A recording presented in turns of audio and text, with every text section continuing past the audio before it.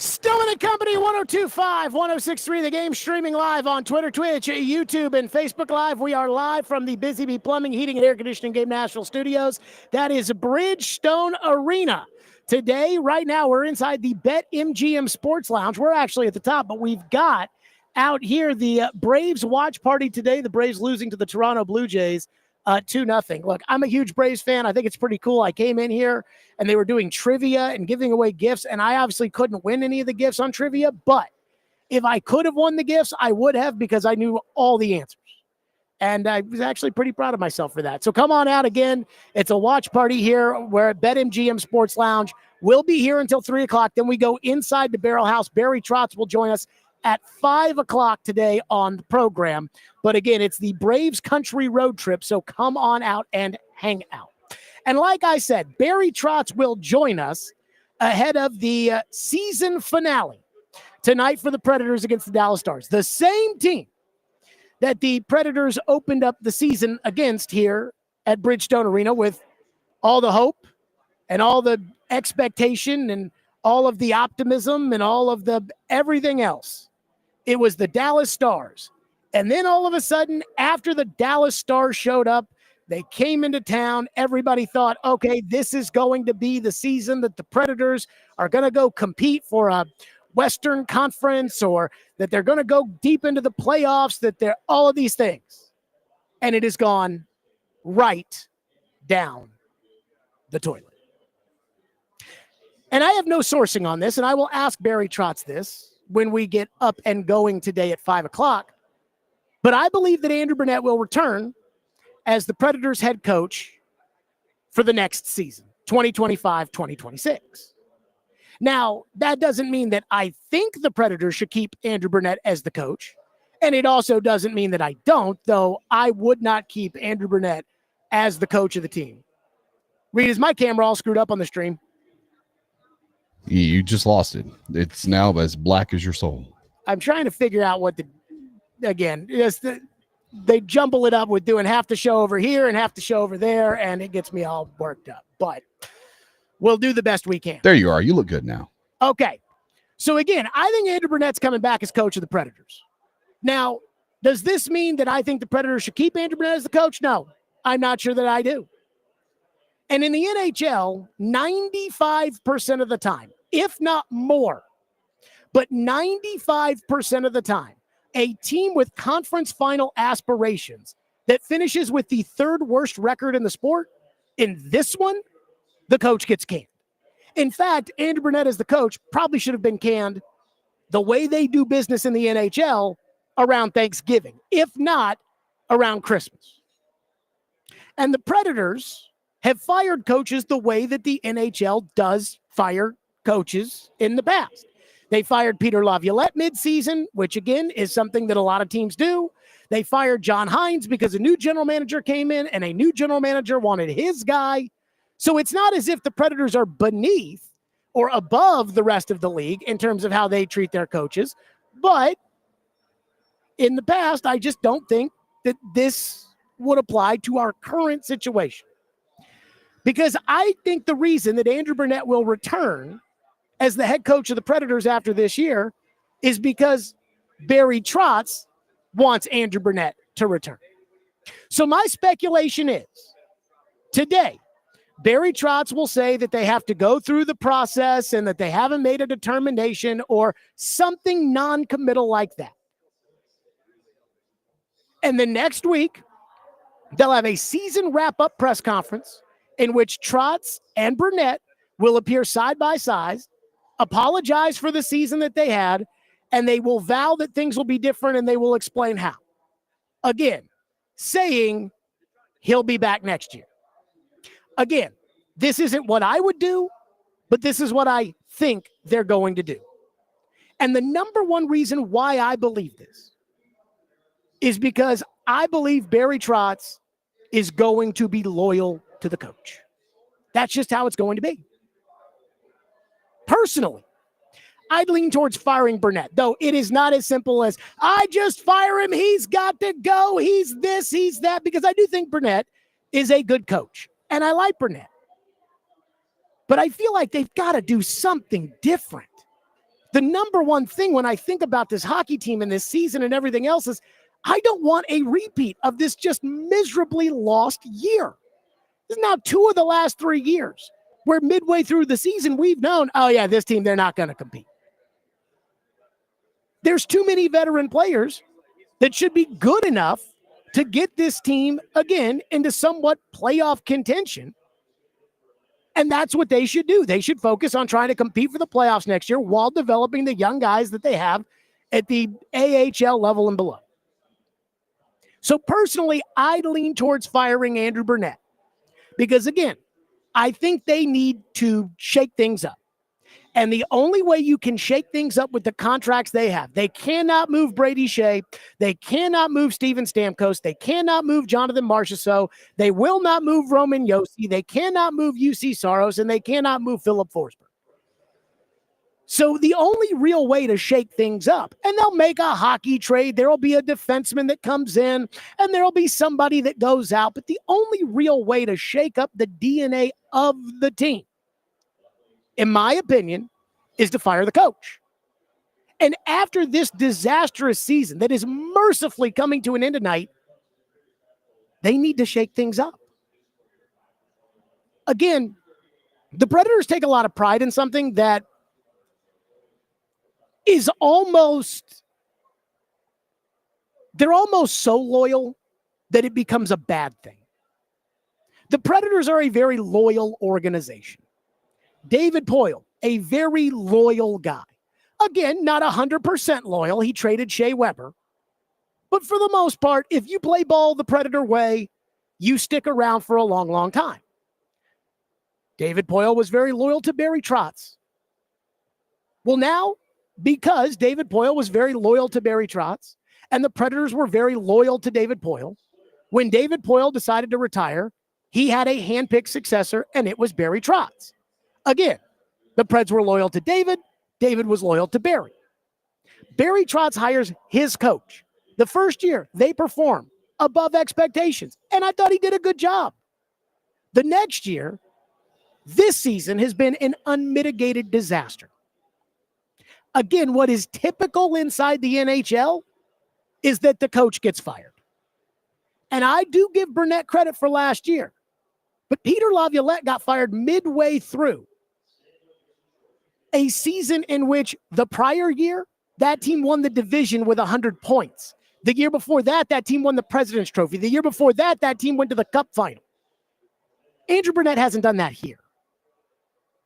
So my question is, do we want to have a repeat of this previous season?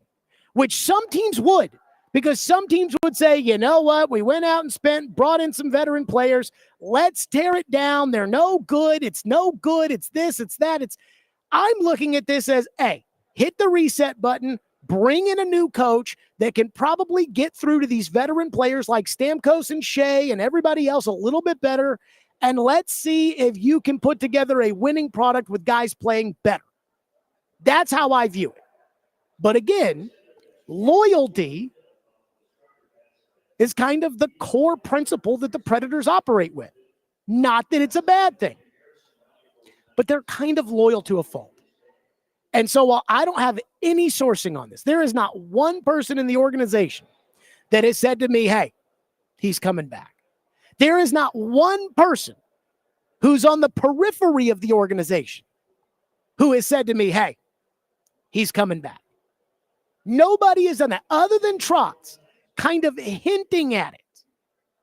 At one point when he was on the show a couple weeks ago, there hasn't been anything that has said Andrew Burnett's coming back. I'm just telling you, my gut, the speculation, Andrew Burnett's coming back as the coach. And so I don't know what the Predators will say in that wrap-up press conference if they bring Andrew Burnett back as coach. I don't know if they will say that, hey, we've got the buy-in this year from the players, and, this was a very tough start for us, but now we figured it out. And again, I don't know what lipstick they're going to try to put on this pig of a season. With Barry, he's kind of a straight shooter, so he'll probably get up there and say, I screwed up and we'll do better. But the big picture, what everybody wants to know is the coach coming back that will be asked today on the program when Barry sits down at 5 o'clock. But I'm just telling you, and look, I could be wrong, and deep down inside, I don't want to sound rude in saying that. I kind of hope I'm wrong. I think Andrew Burnett's coming back. So just as this season started with all the optimism and everything else against the Dallas Stars, which has been one long 7-month nightmare that now ends tonight here at Bridgestone Arena against the Dallas Stars, I think the Predators are, for all intents and purposes, going to run it back next year. I wouldn't do that.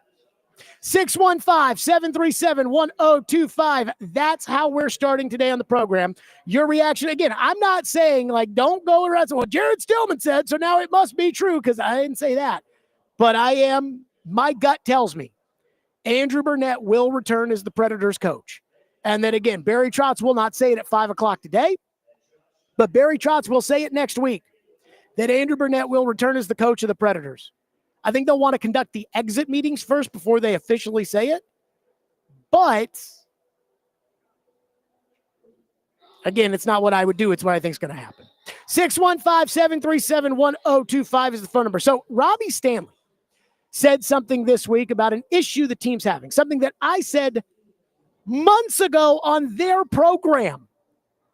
It is, in fact, an issue. And they've got to figure it out one way or another, and I'm not sure if they can. We'll get to that next. 615-737-1025. It's Stillman and Company live from Bridgestone Arena. The first hour, we are in the BetMGM Sports Lounge, and then the rest of the show will be inside of Barrel House here for the season finale. Today, we're at BetMGM Sports Lounge for the Braves Country Road Show, the watch party today against the Toronto Blue Jays. It's Stillman and Company, 102.5, 106.3 The Game.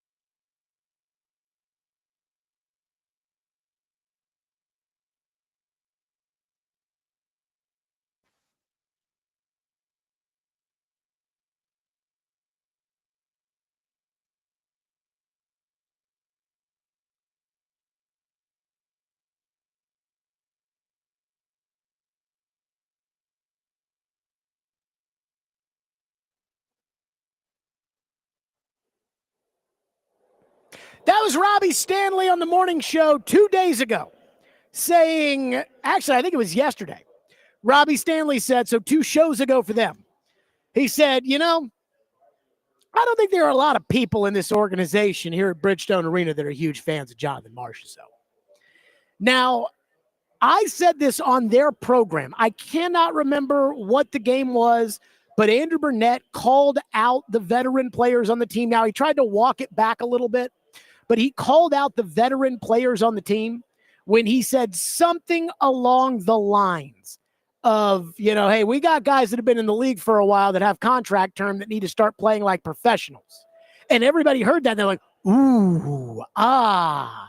And so he said this on a Thursday night. I didn't even stay up for that night's game. So I didn't hear the press conference till I woke up, and I go on Robbie and Rex Road, and it's like, hey, what do you make of these Andrew Burnett comments? And I said, well, Robbie, you know who he's talking about. He's talking about Marchessault. And, of course, Joe, and then, oh, well, you don't know. And, I'm like, he's talking about Marchessault. The Predators have a Jonathan Marchessault problem.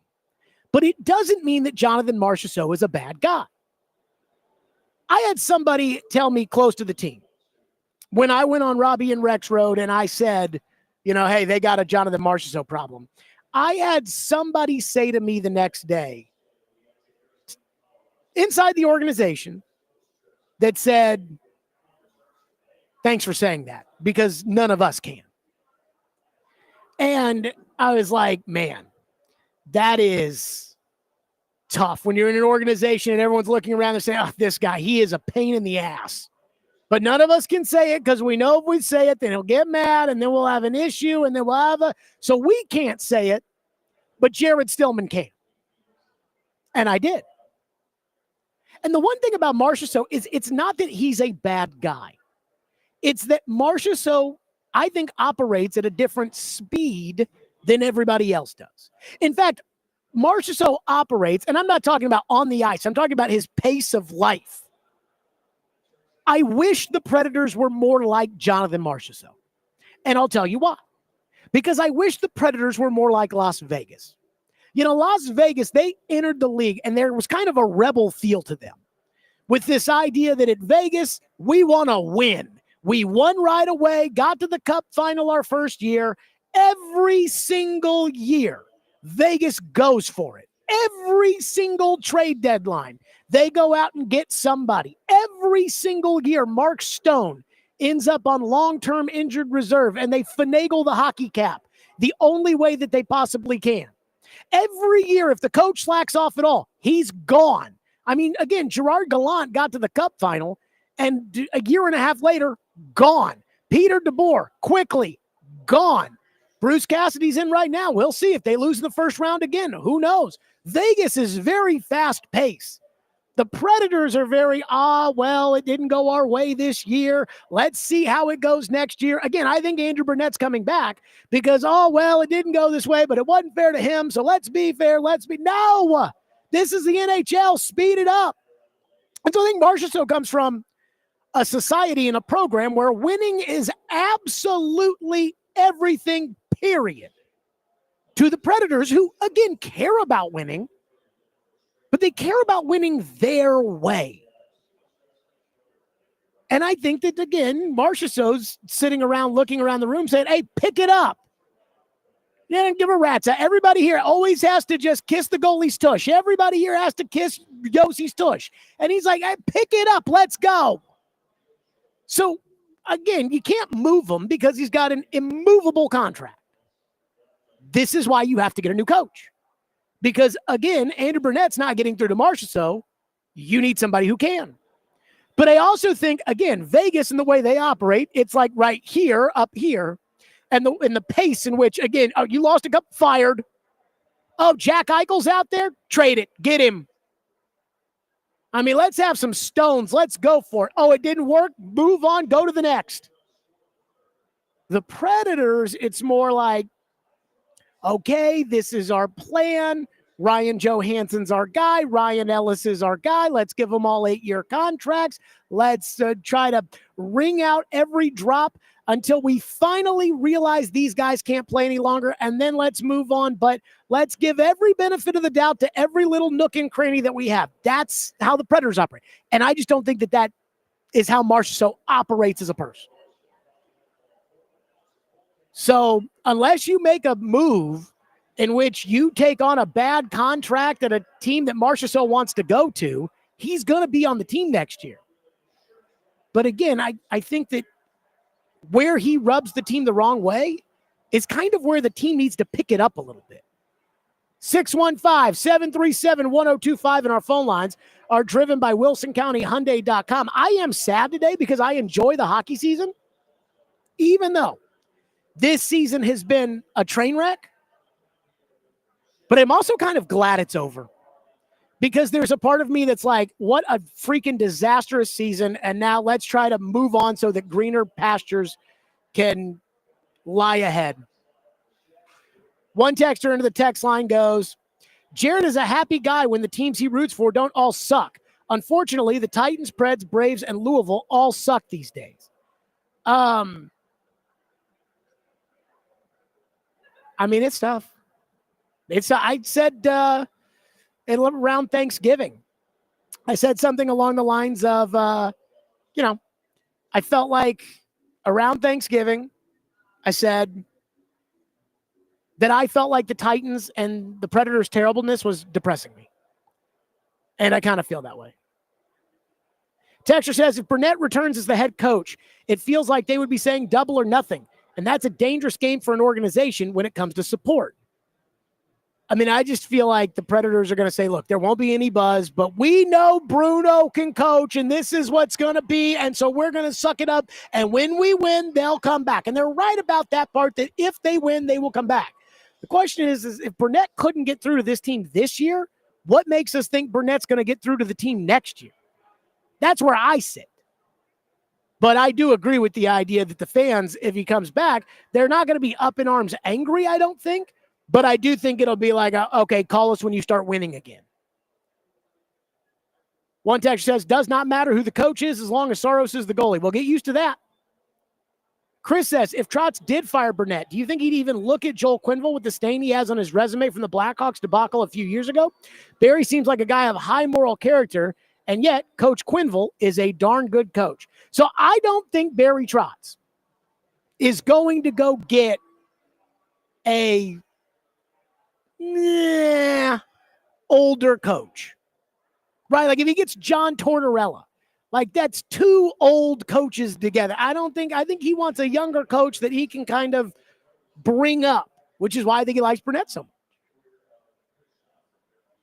Chris says they can't score, can't defend, can't get big stops from the goalie, but sure, let's try this all again next year.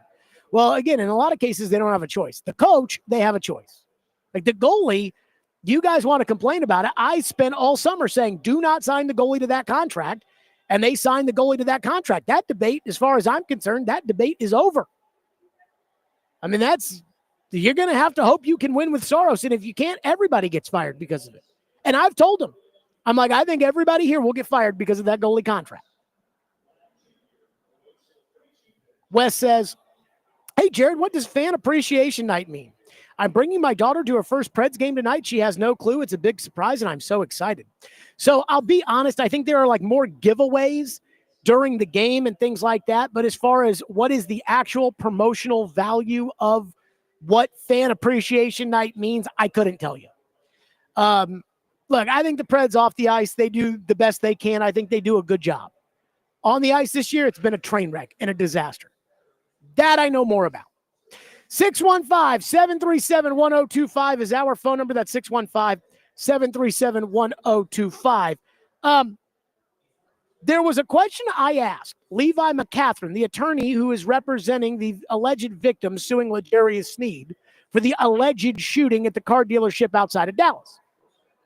And he didn't really have an answer that would be suffice to most of us. But there actually is some research as far as L'Jarius Sneed's past is concerned that most of us hadn't done. And so we'll get to that next. 615-737-1025. This week's Nationals best deal is Chiba Hut Toasted Subs. Get half off a $50 gift card now at theGameNational.com/deals and celebrate 420 the Chiba way on Donaldson Pike.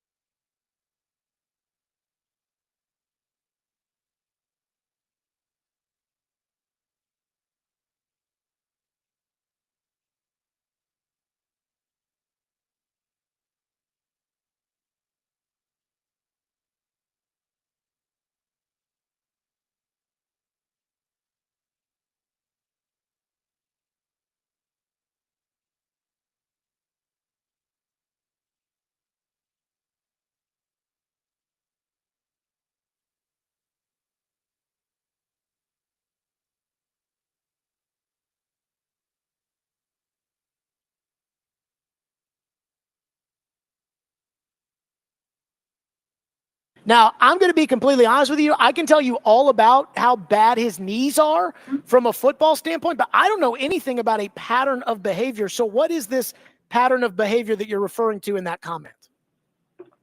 It's my understanding, although I don't have the evidence like I have of the video here, that this kind of an episode has occurred with him previously. I don't have something that I can lay out for you that is 100% proof of that, but it is certainly my understanding. That was Levi McCatherine. He is the attorney representing the alleged victim in the alleged L'Jarius Sneed car lot shooting. And that cut right there, where I asked Levi McCatherine, I said, so what is this pattern of bad behavior you told Teresa Walker in the AP about? And he's like, I don't have the proof. It is my understanding that there is stuff that is similar there. Now, I don't have the proof like I have the proof of them shooting up the car lot, but it is my understanding there's something there. And a lot of people heard that and said, oh, well, I mean, he doesn't have anything. He throws that accusation out there. How dare they? How? Well, that's actually not true. Apparently, there may be some stuff to this pattern of bad behavior when it involves L'Jarius Sneed. According to the Kansas City Star, this was from a story written in 2021. Quote, L'Jarius was arrested twice while in college at Louisiana Tech. Those incidents popped up during his pre-draft interviews with the Chiefs. In the first arrest on New Year's Eve, he was riding in a car that was pulled over by police. He was charged with possession of marijuana and a firearm, as was a friend. L'Jarius spent the night in jail before the charges were dropped. He caught a break, the Kansas City Star writes, momentarily. A year later, L'Jarius sat in the back of a police car, the aftermath of a drug robbery gone bad. A friend who had orchestrated the attempt was shot in the back. When police arrived, they searched the vehicle and charged all 4 passengers, L'Jarius included, with possession of marijuana. Now, let's talk about the weed. I don't care. I've said this time and time again, when it comes to weed, it's legal in a lot of places. I remember when I was in college and Honey Badger smoked all that pot at LSU, and I said, bad guy. Well, it's 2025, and I don't care if he smokes weed or not. So put the pot to the side. That's not a pattern of bad behavior. But the firearm stuff, that is. Again, in college, charged with possession of a firearm. Then the charges were dropped. Then, a year later, again, I'm just reading from the Kansas City Star, but the aftermath of a drug robbery gone bad, a friend who'd orchestrated the attempt was shot in the back. So he was in the car with the friend who orchestrated the attempt? Is that what happened here? And I got to say, again, his car got shot up, but he was found of no wrongdoing. There's probably a little bit more to that story, too. So when it comes to L'Jarius Sneed, one thing I have such a hard time understanding is we know all about the knee injury, right? The one, it's so funny listening to Willie Donick on the midday show when he's like, he didn't have a knee injury, he had a quad injury. Willie, are we still trusting the Titans when it comes to their word? But so L'Jarius Sneed's got a terrible knee, and everybody in the NFL knows it, including the Chiefs. Albert Breer wrote that the other day. The Titans, for whatever reason, just seem to ignore it. Oh, it'll be fine. It'll be fine. Maybe they just didn't hear the rumors and gossip that everybody else heard. I don't know. But then there's the player and person you're getting to. And they sold us that culture was a big deal and that getting the right guys was a big deal. Brinker sold us that. Rand sold us that. Callahan sold us that. They all sold us that. And then they went out and got L'Jarius Sneed, an injured player who, again, when you bring up the arrests in college and compare it with the allegations that are coming now, that's quite a checkered past. And they gave this guy $50 million guaranteed. Did they do any homework on this guy before they acquired him? And I know, the guy that was in charge of the team that had contractual control over the roster has been fired, and he needed to be fired. And I'll say this, there was a large portion of this fan base that thought that Rand Carthon didn't deserve to be fired, including our midday show. It was the right call. But what about everybody else? Did anybody else here have a job? Or did Chad Brinker just sit in his office and talk about what color paint to paint the end zones? Because I'm trying to figure out here, like, did you guys do any work on this? Did you talk to anybody? I just don't get it. And then it's like the midday show. Again, my theory yesterday, and I traditionally am not, hey, go get the big name who's kind of on the back nine, and I said, look, wait for the commissioner to suspend L'Jarius Sneed. The commissioner is going to suspend L'Jarius Sneed. Wait for the commissioner to suspend him. Then when he suspends him, void the guarantees and get rid of him and go make a day 3 pick swap for Jalen Ramsey and put Jalen Ramsey in that spot. And the midday show's like, why would you do that? I don't know, because I'm out of the business of investing in L'Jarius Sneed, who's already been arrested, I believe, allegedly, 3 times, had his car shot up, and has a bad knee. I mean, and this is why, again, when it comes to you people and our midday show, whom I love, but when it comes to you people, this is why I can't take some of your stuff seriously, because you people were the ones that were like, hey, L'Jarius Sneed, Jared, you're just a hater. And now every day it's like it's worse than we thought it was the day before. Unbelievable. One texter says, can't wait to watch Sneed play on the longest yard. I mean, it's funny because people are saying, oh, this sounds just like Pac-Man Jones. Now, when Pac-Man was on the team, the 2 years he played for the Titans, really that second year, Pac-Man, in my opinion, was the best player on the team. Pac-Man was awesome. He was a shutdown corner, and he was a dynamic punt returner. He was Devin Hester, who could also play. But Pac-Man kept getting in trouble. And I asked Floyd one time, I said when it came to Pac-Man, I was like, why did you draft him? Like, with all these off-the-field issues? He said, well, in college, he only had one issue. And it was a bar fight in West Virginia. And Floyd asked Pac-Man, what happened, in this bar fight in West Virginia? And Pac-Man said, oh, this guy called me the N-word, so I took a pool cue and I hit him over the head with it. And Floyd said, I don't condone hitting people over the head with a pool cue, but if there was ever a reason to hit somebody over the head with a pool cue, that's probably it in West Virginia. Well, no, that was foreshadowing the bad behavior.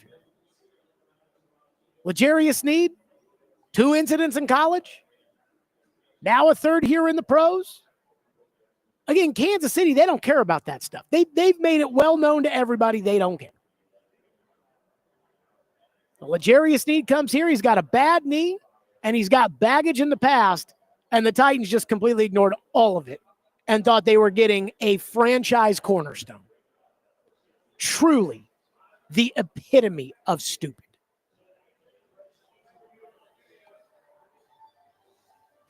One texter into the text line says, ESPN documentaries, the 30 for 30%, locked down to locked up, the L'Jarius Sneed story. You know what and it's funny because people are like, why are we just hearing about this now? And I'm like, because nobody cares about the Titans. That's why you're just hearing about this now. Because nobody in Dallas, Texas cares about the Titans and noticed L'Jarius Sneed's name when it came to an arrest report. That's why we're just hearing about it now. But I do think the last 3 years in Titanland with Amy Adams Strunk and the John Robinson firing and Mike Vrabel ran Carthon and the Vrabel firing and then the Rand mess and then his firing and this consortium that they have right now running the team, for somebody like me who does care about the Titans, I think would be a very, very fascinating 30 for 30. They'll never make it because not enough people care, but I think it would be fascinating. All right, Chris Sanders joins us next. Former Titans receiver. We'll get his thoughts on the Sneed stuff. Plus, looking forward to the draft. We'll do that. Stillman and Company, 102.5, 106 for the game.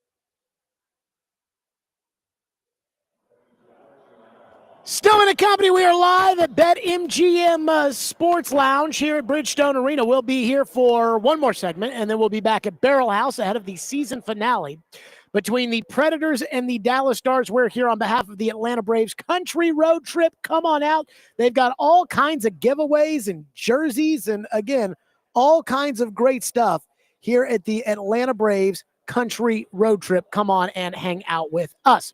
How would you like to see Keith Urban at Bridgestone Arena in VIP style? Text in the keyword Keith to 615-737-1025 and receive a link to sign up for a chance to win all-inclusive tickets to the Eurostone Club at Bridgestone Arena to see Keith Urban, plus a chance to win $1,000 cash. The Titans have their hands full with the draft with the number 1 overall pick, and now a L'Jarius Sneed lawsuit. Chris Sanders joins us on the program. Chris, I'm sure you've been hearing the latest as far as the gossip is concerned with L'Jarius Sneed. What do you make of this? Is it a big deal? Is it boys will be boys? What do you make of it? Yeah, I mean, it is a big deal. You have a situation where you have one of your, not just a player, but a key player on your defense get in a situation like that. I mean, what do you do? Do you trade them? Do you trade them in the draft? What do you do? Because the thing about it is there's so many things that's going on with this Tennessee Titans team. Are they going to get a quarterback? What are they going to do on defense? Is Will Levis going to be there? So now it just adds more fuel to the fire when you have a situation with Sneed. It's just like days of our lives every time, we hear something of this, because it's just always a story or some drama going on. What do you think is going to be the big picture with Sneed? We know he's got the knee injury. Now he's got the off the field. I think he's going to get suspended by the commissioner. Yeah, he is. If he gets suspended, all of the guaranteed money that he's due becomes void, and the Titans could release him and get all that money back. Yeah. Let's say he gets suspended. Would you release him, take the $19 million this year, take the $7.5 million next year that's guaranteed to him, give it to other players, or would you try to give it another chance with that awful knee? I mean, I think they need to make a business decision. And I think the business decision is, I think you just got to cut ties with him. And I hate to say that, because I don't like players to get cut, because, if he hasn't been healthy, he hasn't been playing, he's out of games, and then all of a sudden you have this lawsuit and stuff going on, it's going to start to become a distraction, because as opposed to him playing football for the Tennessee Titans, they're going to consistently talk about the lawsuit, they're going to consistently talk about the shooting, and it's going to become a big distraction. So if I'm Berganzi or I'm the president of the Tennessee Titans, I'm going to have to make a business decision, and that decision could be let him go and use that money to get better other players in there, or keep them and let it be a distraction for the Tennessee Titans. Chris Sanders is with us on the program. Chris, what do you make of the fact this took place on December 6th? Sure. The Titans played the Jaguars on December 8th at Nissan Stadium. I know Sneed was on IR. Right. But Sneed rolling around Dallas at high-end car dealerships on a Friday before a game, as opposed to being with his team. You're a former player. Is that I'm a little bothered by that. Are you bothered by that as somebody that really knows the ins and outs of the NFL? I wouldn't. If I'm a fan, I would wonder if the players in that locker room would be upset. Those are the guys should be upset. Like Jeffrey Simmons and those guys like that should pull them aside and say, "Listen, we're trying to win a championship. We're trying to win ball games, and you're on IR, but you're going to the club and going to Dallas. Everybody has their each and own. They want to do their thing. I understand that. But when you're talking about guys being committed, when you're talking about guys being sold out to the program, if you're on IR and you're going out to the clubs and kicking it, then this is just my opinion, then you're not dedicated and you're not supposed to be here. So, I wouldn't suspect that the ownership would be mad. If I'm a player in that organization, I would be mad at the other player for doing things like that. Chris Sanders is with us on the program. Chris, the Titans are probably going to take Cam Ward with the first overall pick. Are you convinced Brian Callahan is the right coach for him and the right coach for the organization? I think he is.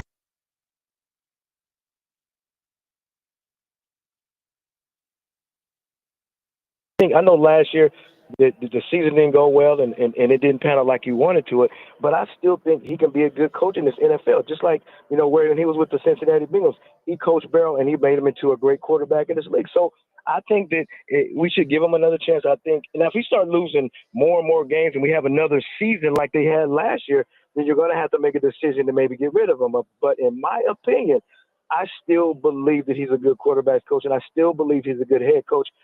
but we got to start seeing some proof because last year was a total disaster.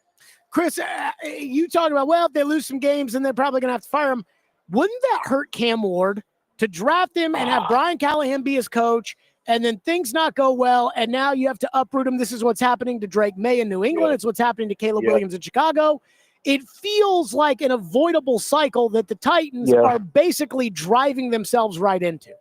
Yeah, it is, because it's not just getting rid of the head coach. They're going to get rid of the offensive coordinators and things like that, because when you're a rookie coming into the league, you want to stay with things that are familiar. You want to stay with things that make you feel comfortable. And if you keep switching offensive coordinators and switching coaches, you got to learn a total different philosophy. You got a totally different techniques, and you got to coach the coaches different. So if they can win some games this year, keep Brian Callahan in the mix of everything, Cam Ward is going to get better and better. Why? Because he feels confident, not just in the coach.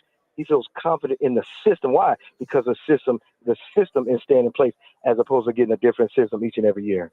Chris, what's your expectation for the 35th pick? Do you think the Titans will go with an edge rusher, a receiver? Now I think maybe corner might be on the list of needs. Or do you think they're going to look to try to trade to get more picks so that they can build the team around Cam Ward? Champion, it's all about who's there. I mean, if you got Mbuka from the Ohio State University, or one of those type explosive players, or even, I'm just saying, Matthew Golden, he might not even be there.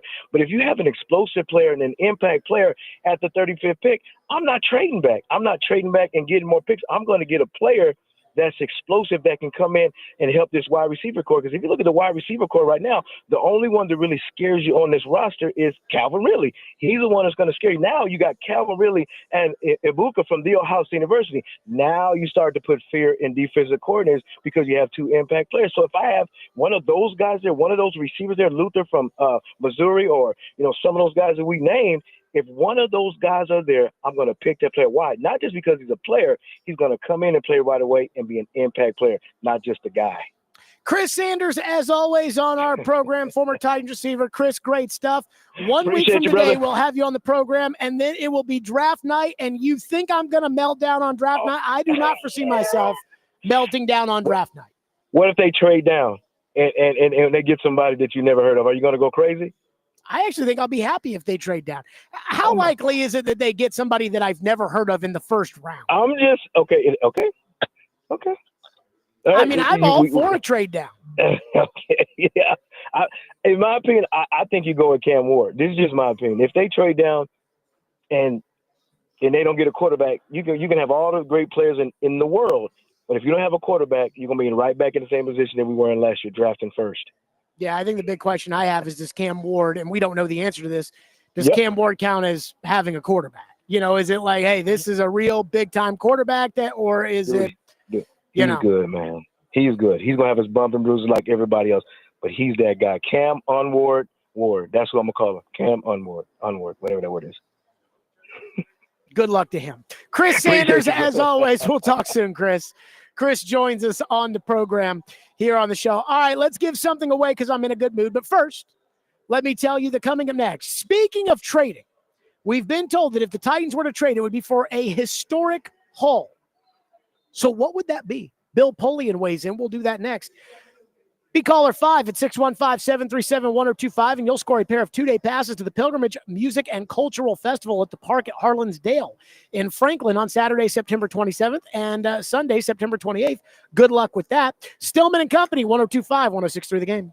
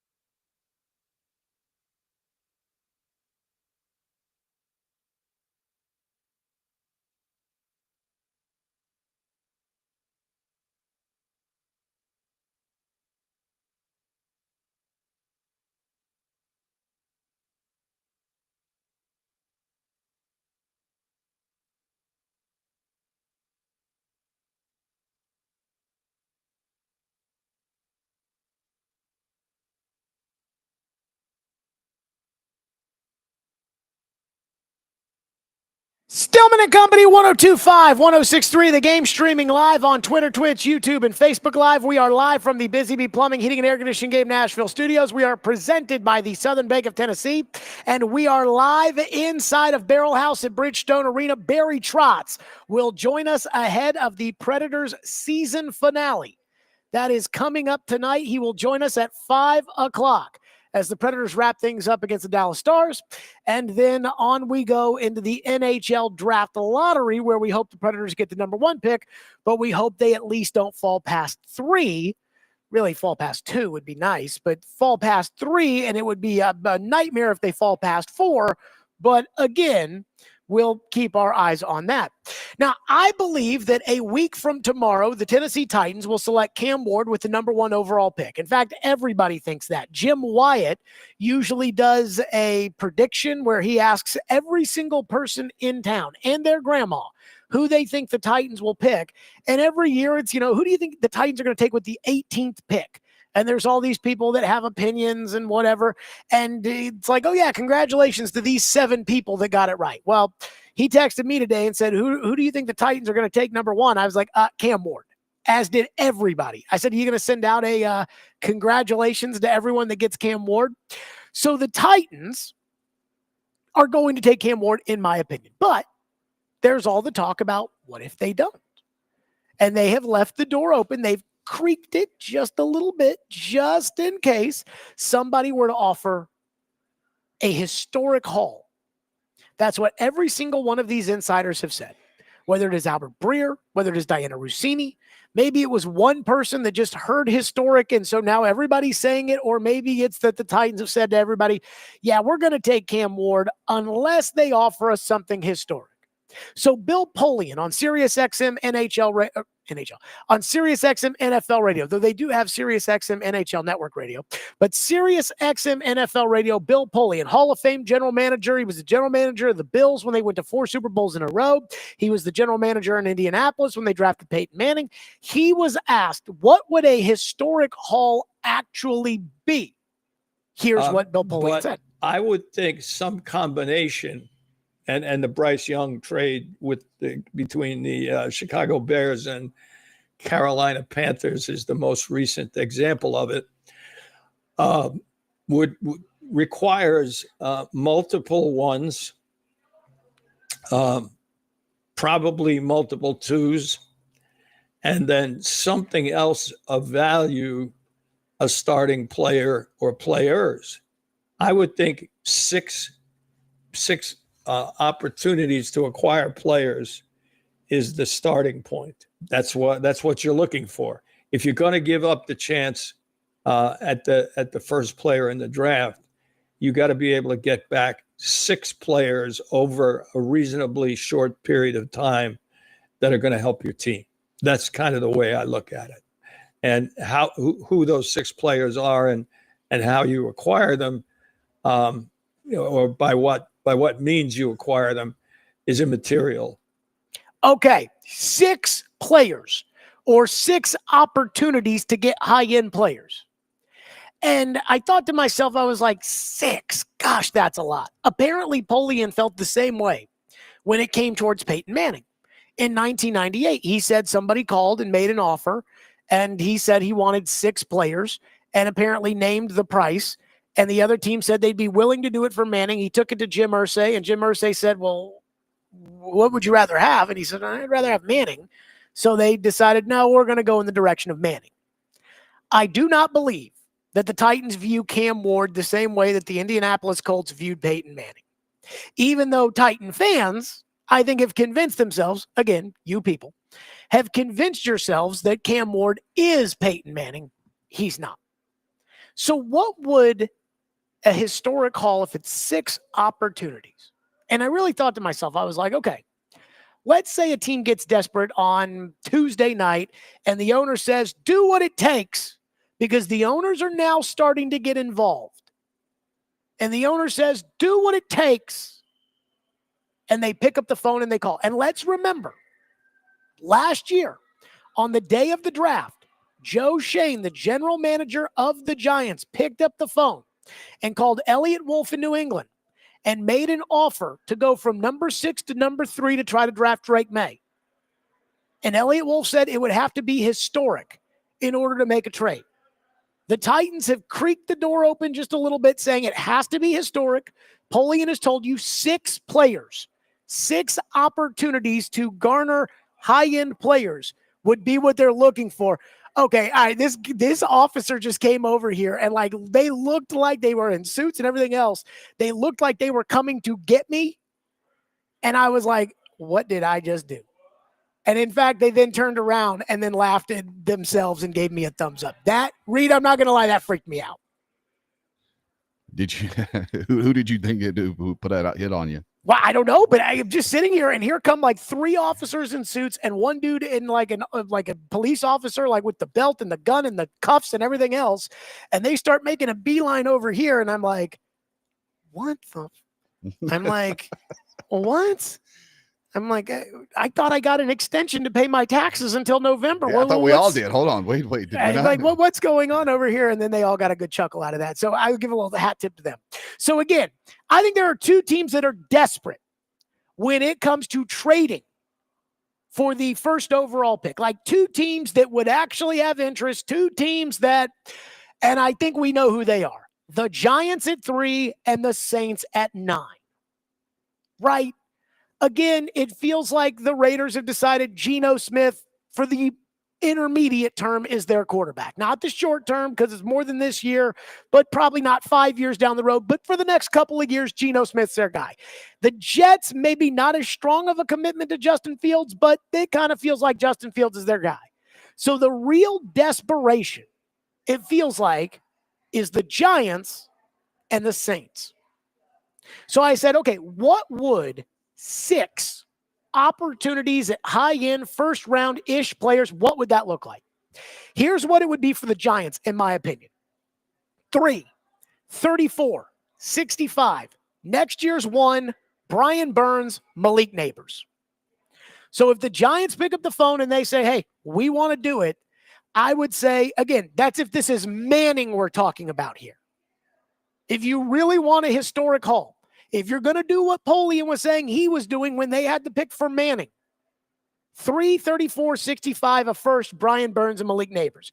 Now you still have a need at quarterback, but you've addressed pass rusher because you got Brian Burns. You've addressed wide receiver because you have Malik Neighbors, and you now have the 3rd, 34th, and 65th pick in the draft. The Saints at 9. Now this gets a little bit more complicated because the Saints don't have the 34th pick like the Giants do. They have the 40th pick. So here's what I decided I would need from the Saints. I would need 9, 40, their first rounder next year, Chris Olave, and Kool-Aid McKinstry. Now that's only 6. That's only 5, not 6. So I might need your first rounder in 2027 too. That would be a historic haul. And again, let me use those 2 packages again. And this is the question I have for you all. 3, 34, 65, next year's first, Brian Burns, Malik Neighbors for Cam Ward. Reed, yes or no? Do you really need to sigh on this one? I don't want to sigh on it, but this is such a quarterback needy team and a quarterback needy. What if Cam Ward is the guy? What if Cam Ward is the guy? It would be such a Titans thing. Do you think Cam Ward's the guy? I didn't say that, but it would be such a Titans thing to make that trade. Someone else get Cam Ward, and 2 years from now, he's playing in a Super Bowl. But again, do you think Cam Ward is that guy? I don't think Cam Ward's that guy, and I love drama. So yes, I'll take that deal. Okay. 940 Olave McKinstry and a first rounder and 2 first rounders from the Saints or Cam Ward. Oh yeah, I mean, you put that on the scale. To me, Cam Ward is not coming out on top. Okay, so in both cases, you would say yes. Now, let me ask you this: would you trade Peyton Manning for that? Currently, yes. In 1997, no. See, that's the real question here, which is how good is Cam Ward? Because as much as I like Malik Neighbors, as much as I like Chris Olave coming out, now he's got some concussion issues, but as much as I love those guys, and I would love to have them, and I'd love to have all the extra picks and everything else, you don't trade Joe Burrow for that. You draft Joe Burrow, and then you figure it out around him. You draft Peyton Manning, and then you figure it out around him. But everybody tells me Cam Ward is not Peyton Manning or Joe Burrow. And this is why this deal won't happen. Because the Giants could tell themselves that's enough to trade in order to get Peyton Manning. But they don't think Cam Ward is Peyton Manning. So they're not going to make these kind of trades. But at least now we know what it means when someone says it would take a historic haul. That's what it would take. And that's why I'd lower my price to not take Ward, because I don't believe Ward's the guy. And I don't do this thing, what Reed's talking about, which is what a lot of Titan fans, I think, believe, which is if we trade him and he becomes the guy, then what? You have to break the guy down and then do the analysis yourself as to whether or not you think he's the guy. I don't think he's the guy. You people have talked yourselves into it. You think he's the guy. Well, if you think he's the guy, then would you trade all of that for Peyton Manning? Probably not. So I think there's some of you out there that would turn all that down because you think Cam Ward's so good because you want to believe that Cam Ward is going to be that good. But at least we now know what a historic haul would be. And yes, I would do that. 615-737-1025 is the phone number, 615-737-1025. There is a team that is needy at quarterback, and there is a quarterback who Titans fans were pining for at the very beginning of the offseason, who I think might actually be available. Maybe this throws a wrench into everything next Thursday night. We'll get to that next. 615-737-1025 here on the program. Stillman and Company, 1025, 1063 The Game.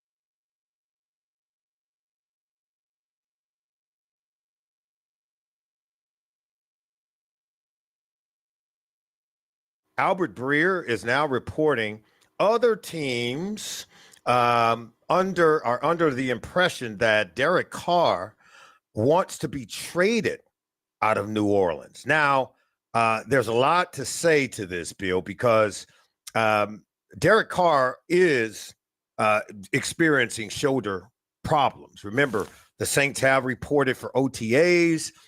He had this shoulder injury, an AC joint injury during the 2023 season. Last year, he had other ailments, but now the AC joint sprain has really come back to haunt him. And but look, the Saints are now aware that the quarterback is injured. They've got to make a decision as to what they're going to do, because by all reports that this is something that's of greater concern, because they're not sure if Derek Carr is going to be ready for the 2025 season with the shoulder injury and the pain that he's experiencing. So now they've got to be able to make a decision. But Sports Illustrated's Albert Breer is reporting that there are other teams now are under the impression that Derek Carr could want out of New Orleans, that he had a really good relationship with the previous coach and Dennis Allen. I don't know what to make of all this, except for the New Orleans Saints may have to go find them a quarterback, and it's maybe good that they found out about the shoulder injury going into the draft. Okay, Solomon Wilcots on SiriusXM NFL Radio saying, hey, the reporting is apparently Derek Carr may just want out of New Orleans. And he is right. That is the reporting. Both Diana Rossini and Albert Breer have alluded to this, which is this Derek Carr shoulder injury is a sprained AC joint that he suffered 2 years ago. And Carr could play through it, but it may be in his best interest, wink, wink, nudge, nudge, if Derek Carr were to have surgery. And if he has the surgery, he might be out for the year.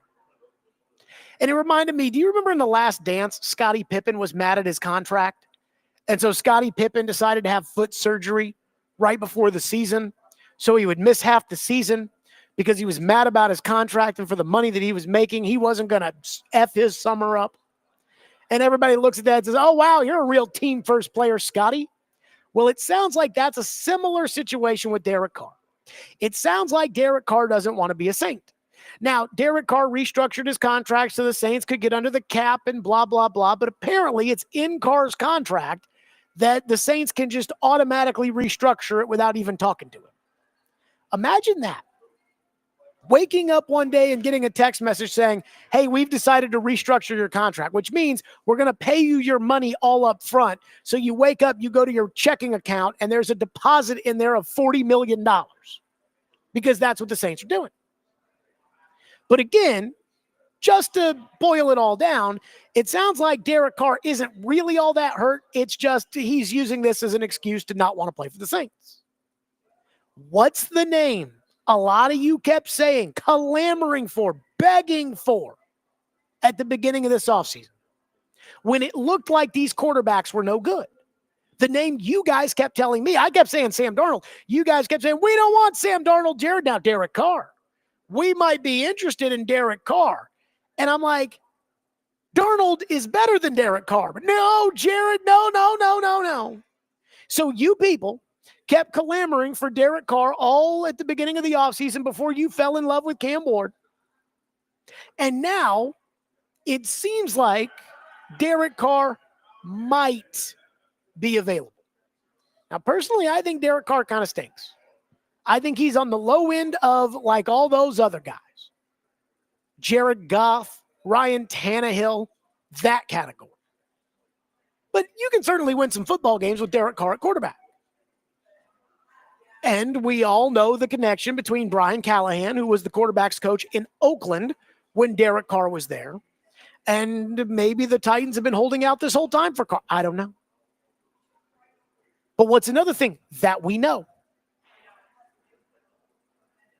The Saints sent their entire draft contingency to Miami for the Cam Ward Pro Day. They sent everybody to the Pro Day. And we saw that. We noticed that. Because it wasn't a surprise to us that the Titans sent everybody to the pro day. It wasn't a surprise that the Giants sent pretty much everybody except Brian Dable to the pro day. It was kind of a surprise that the Browns didn't send everybody to the pro day for Cam Ward. But then we saw, oh no, the Saints, they have the general manager, the assistant general manager, the head coach, the offensive coordinator, the quarterback's coach. The Saints at number 9 have sent everybody to the Cam Ward pro day. And it was like, that's odd. Now, again, I don't believe that Cam Ward is the guy. That's just me. It sounds like the Titans believe Cam Ward is the guy. And if you think he's the guy, if you think he's the next Manning, if you think he's the next Burrow, if you think he's the next superstar, you take it. Period. But, again, going back to the Saints, what if they were to build a deal to say, okay, fine, Derek doesn't want to be here. He's mad about the Dennis Allen thing, and we've got to get to number 1. We already know what Carolina paid for Bryce Young. It was 3 number 1s and 2 number 2s in order to go up to number 1. Polian said 6 starting players in order to make the move. So what if the Saints were to call and say, all right, Carr, because he doesn't want to be here anymore and he wants to be there. And remember, they've already restructured the contract, so you wouldn't have to pay Derek Carr any money. Carr plus Olave plus McKinstry to play corner, because you know L'Jarius Sneed, that's no sure thing. Plus 9, plus 40, plus next year's 1. I would take that. And I don't even like Derek Carr. But I feel like if you get that deal, next year's 1 probably is number 7 overall, because Cam Ward is a rookie. And so that's a high first. You get to fill 2 holes. You know, at number 7 or at number 9, you can really take whoever you want in this draft who's not in the Hunter, Carter, Ward class, but you could absolutely find yourself in position to be able to take Matthew Golden. You could find yourself in position to take Tyler Warren. You could find yourself in position to take these guys that you really want. Carr plays quarterback. Olave's at receiver. McKinstry's at corner. You still have to get an edge rusher, but now you're at 9, 35, and 40, and you have next year's 1. It is not an accident. It is not a coincidence that Derek Carr put it out there so that everybody knows, especially the Saints, where he stands before the draft. He put it out there and basically said, if you force me to play for this team, I will have the shoulder surgery. Good luck to you. So you've got to do something. That's not an accident. Again, the Titans, there's no doubt in my mind that, and a lot of the reporting is the Saints knew this. They knew Carr was unhappy. They knew Carr didn't want to be there anymore. They knew Carr was going to be pissed off when they restructured his contract. They knew all of this. They knew that there was a chance that Carr was going to use the AC joint and say, well, I'll have surgery. I'm not going to play for you. They knew it. Did they know it when they sent everybody to the Cam Ward Pro Day? Did they know it this offseason when, again, Sam Darnold was out there, you weren't interested? Geno Smith was out there, you weren't interested? Was this always a part of the plan? Remember, Paul was bringing up Carr very early. TD was talking about Carr very early. Could this be Carr trying to exercise it today, saying, I want out and you've got to do it or else I'm going to have the surgery? And would that be enough to get the Saints to go all in to try to go get Cam Ward and then really take it on the chin for a couple of years and tear that team down with all the aging veterans like Kamara and Davis and all those old guys they have and just really start from scratch around Cam Ward? 615-737-1025. That's our phone number if you want to weigh in. Again, Bill Polian says, if you want to move off the number 1 pick, it'll cost for a historical 6 starting players. Cody says, Derek Carr would be a great pickup with Jackson Dart in the 2nd round. So it sounds like Derek Carr is not interested in a Kirk Cousins type situation. And that's why Carr wants out. Because Carr does not want them to draft Jackson Dart or Shedeur Sanders at number 9 and then be Kirk Cousins to Michael Penix. So if you get Carr, like it's Carr and Brandon Allen, that's your quarterback room. Or Carr, Levis, and Allen. That's your quarterback room. I don't think you're going to go get Jackson Dart. Plus, Jackson Dart will not be available, in my opinion. Jackson Dart will not be available in the second round. 615-737-1025 is our phone number. We will get to your phones. 615-737-1025. Plus, I got to give Cam Ward some credit. There's something he did that I don't think I care about. And I don't think most of you out there that have real lives should care about. But man, a lot of Titan fans seem to get fired up about this. We'll do that next. 615-737-1025, and then we'll get to your phones at Stillman and Company. Again, we are live at Bridgestone Arena.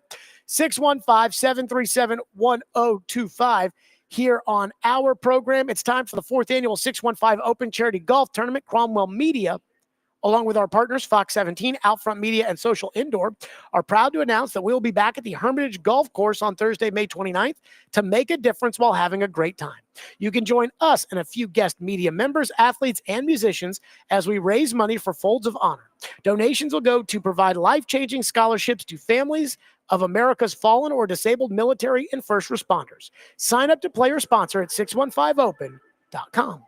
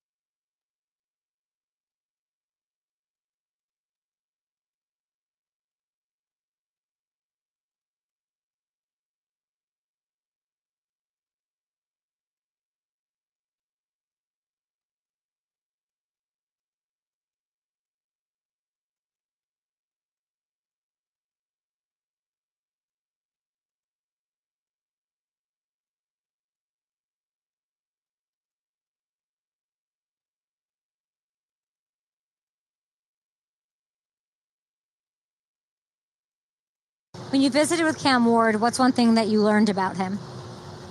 Not a football-y thing, a human thing. He's pretty much good at everything he does, from what I hear. Research. He was a good basketball player. He was actually a good golfer, which I recently learned. Good baseball That seems player. very important to you. You're like, oh, here he is. He's going to move up my draft He's board like one of those golf. guys. He's a natural at things he does. So that was interesting to me.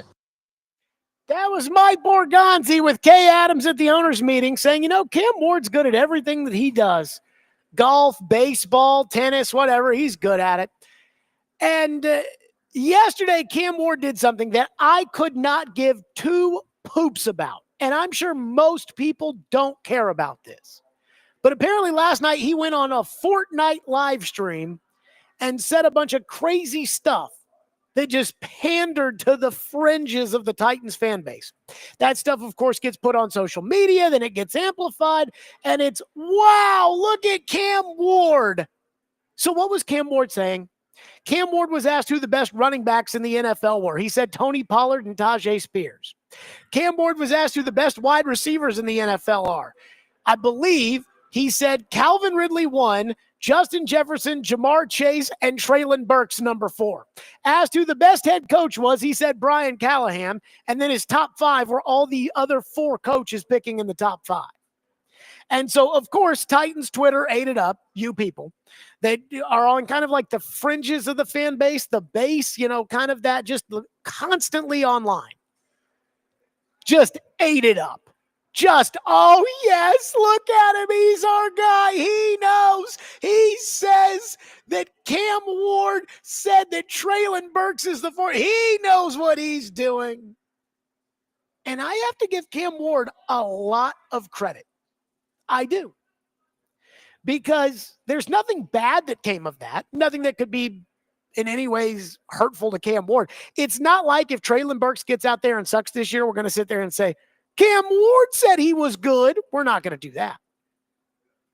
But he went on this video game live stream and said things that gullible fans would just absolutely eat up. And I like it. And I appreciate it. You know why? Because that's the sign of a quarterback who can read the room. That is a quality and a trait that doesn't get discussed enough in life, but especially when evaluating leaders, general managers, head coaches, quarterbacks. Dude, can you read the room? Some of these people are caught up in their own bullcrap that they just cannot read a room. Like, Nico Iamaleava and L'Jarius Sneed. We spent a lot of time talking about two dudes that just cannot read the room. With Nico, I'm like, dude, can you throw for over 200 yards in a meaningful SEC game? Dude, you've already made $4 million. You have $2.4 million coming your way. Nobody's going to pay you the $4 million you want right now. Read the room. They treated you like a god at UT. They stood their ground for you with the NCAA. They want you to be the guy. Read the room. And instead, Nico's dad, oh no, we want to get paid what we're worth. That money's not out there. You're not worth that. Read the room. Couldn't do it. L'Jarius Sneed. L'Jarius Sneed has a bad knee. No matter how much people want to deny it, I don't even think you can deny that at this point. He had $26.5 million in guaranteed money still coming to him. And the only way you mess up that money is if you do something stupid. And then he goes, during the season, mind you, and allegedly shoots up a car dealership. Bro, read the room. I kept saying this yesterday when it came to L'Jarius Sneed. What was he thinking? Like, go home. But he couldn't read the room. It is an important trait. Being able to understand what's going to excite others, anger others, get yourself in trouble, elevate your profile. And Cam Ward, that Fortnite live stream, and I didn't watch it. Enough of you on Twitter were so happy that he said Traylon Burks was good that that's how I found out about it. That is a perfect example of a quarterback who gets it, of a guy who can read the room. Regular people like me, or say my dad, we don't care one way or another. We don't. Oh, wow, he went on Fortnite and pandered to everybody by saying that Tajay Spears is the best. Oh, okay. But Johnny Tighten Up 46 on Twitter freaking loves it. And now he'll buy a Cam Ward jersey, and he's already talked himself into the fact that Ward is the next Joe Montana. And that's just good marketing. So again, Cam Ward's Fortnite live stream. Somebody texted in the first hour, Jared, what do you think of the Cam Ward Fortnite live stream? I don't care. But I know that you do. And so guess what? It's a sign. Cam Ward kind of gets it. And getting it is an important part of being able to play quarterback in the National Football League. Ryan Leaf didn't get it. Bill Polian said at the Combine, he asked Peyton Manning, or Peyton Manning said to him, hey, if you draft me, I'll be there the next day. And Polian said, well, actually, that's technically against the rules. You can't come in the facility the next day. You have to wait like a week or something like that before you can come in. Manning said, you figure it out, but I'll be there the next day. Polian and Jim Mora then asked Ryan Leaf, if we draft you number 1 overall, what are you going to do the next day? He's like, well, I got a trip planned with my buddies. We're going to Vegas. Dude, these are 2 old football pops. Read the room. They don't care about you going to Vegas. Some guys just can't do it. Sounds to me like Cam Ward can read the room. 615-737-1025. C from Franklin says, I absolutely would not want Derek Carr. Borgonzi and crew want people who are available on the field, so let's trade for a guy who isn't available. Derek Carr can kick rocks. Good luck with that, buddy. Shouldn't have signed in New Orleans. I mean, what happened at the beginning of this process when people were like, when we didn't think the quarterbacks were any good, before we didn't think that Cam Ward was Joe Montana? What happened to the whole, like, oh, Carr and Callahan, they get it. We don't want no Sam Darnold. He sucks. Carr, that's who we want. What happened to that?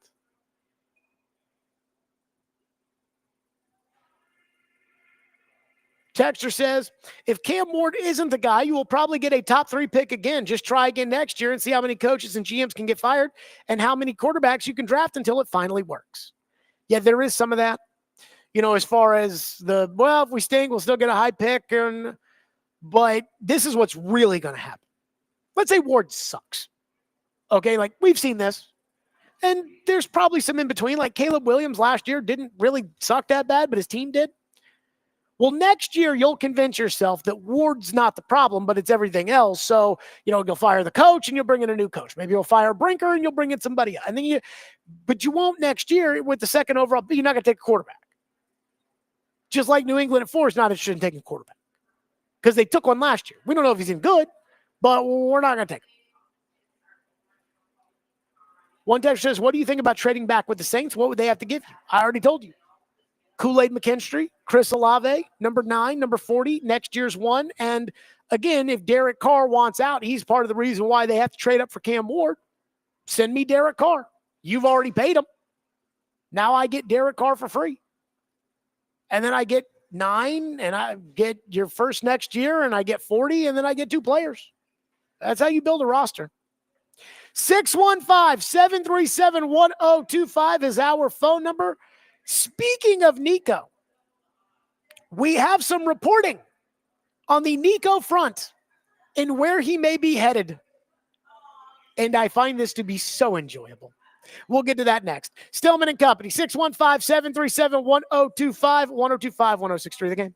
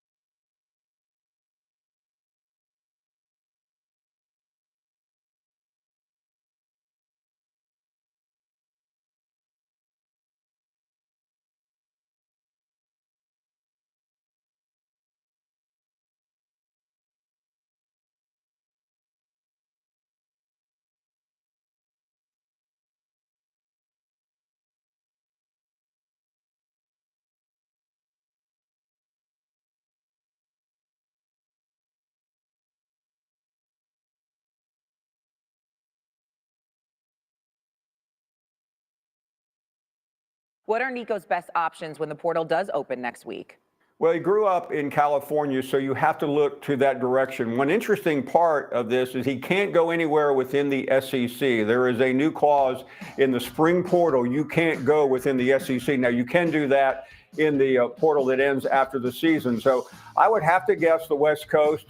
Obviously, there's plenty of places out there, Oregon, USC, natural places. But I wonder, Shay, how excited our school is going to be to deal with his representatives. And I say his representatives. His father's involved. He's got agents involved.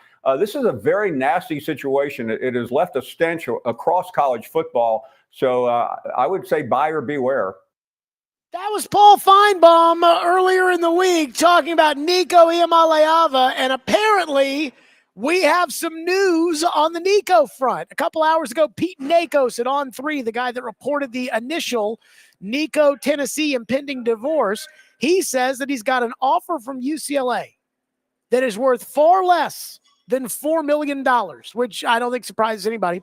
And recently, within the hour, Colin Cowherd, of all people, notorious newsbreaker, Colin Cowherd has put out there that he hears Nico Iamaleava is headed to UCLA.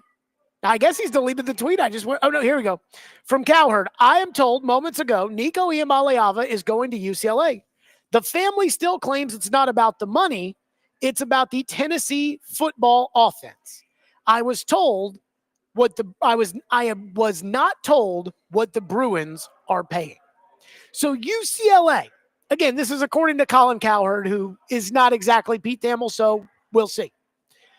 But Nico is headed to UCLA. Apparently, a Power 4 general manager told ESPN that Nico had no market. Though Nico did enter the portal with a do not contact tag, which usually says, hey, I know where I'm going. So, Nico's headed to UCLA. And maybe, just maybe, this isn't about the money. And maybe, just maybe, this was about Tennessee's offense. And maybe, just maybe, this will be better for Nico. And maybe, just maybe, this will be better for Tennessee. But that kind of all feels like narrative spinning and wishful thinking. If Nico was so concerned about Tennessee's offense, I hate to say it, Josh Heupel's not going to change. So if he was upset about Tennessee's offense, wouldn't he have left after the season? Wouldn't he have gone to Josh Heupel in December if, again, the issue was the scheme? Would he have not gone to the coach and said, hey, coach, your scheme is not going to get me ready for the NFL? I mean, Hendon Hooker, 3rd round. Joe Milton, 6th round. Your scheme is not going to get me ready for the NFL. I need to go somewhere where I can go and I can make it to the NFL. So I've got to transfer. And at that point, Nico could have transferred within the SEC. But he didn't. Why didn't he? Is that not a fair question to ask? If it was about the scheme and it wasn't about the money, why didn't he go at the end of the year? Josh Heupel was not going to be fired as Tennessee's coach, and Josh Heupel is not going to change his scheme. So that doesn't seem to make a lot of sense. Also, if it wasn't about the money, then why was the dad demanding $4 million?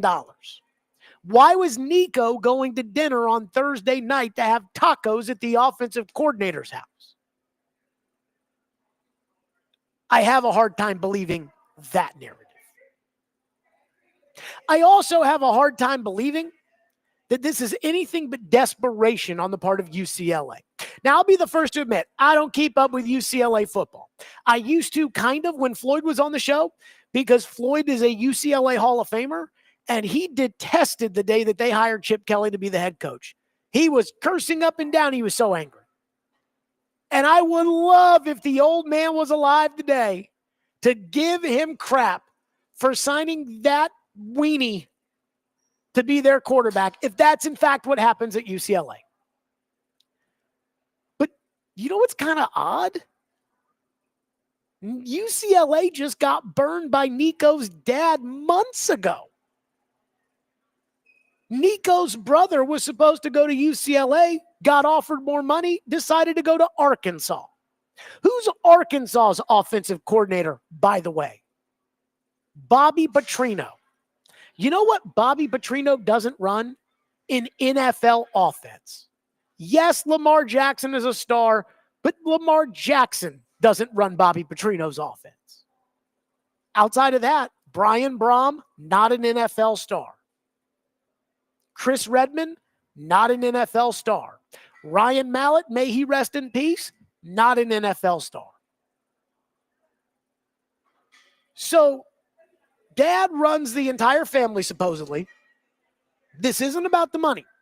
This is about, again, according to Colin Cowherd, this is about the scheme with which the Vols run. Then why did he want a pay raise to stay under that scheme? Why didn't he leave at the end of the year when it came to the scheme, knowing that the scheme wasn't going to change? Why did they ask for more money? That doesn't make any sense. Well, it's UCLA that they trust, that they want, then why did they burn the bridge with UCLA to go to Arkansas for more money?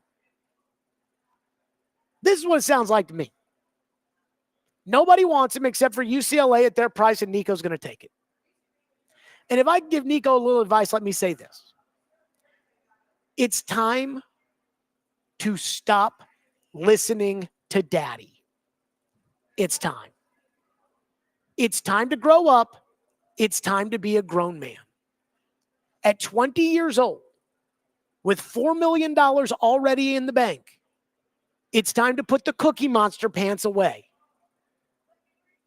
Now, I would never have to cut my dad out as far as decisions in my life because I always talked to my dad. But even when I was younger, I made those decisions myself.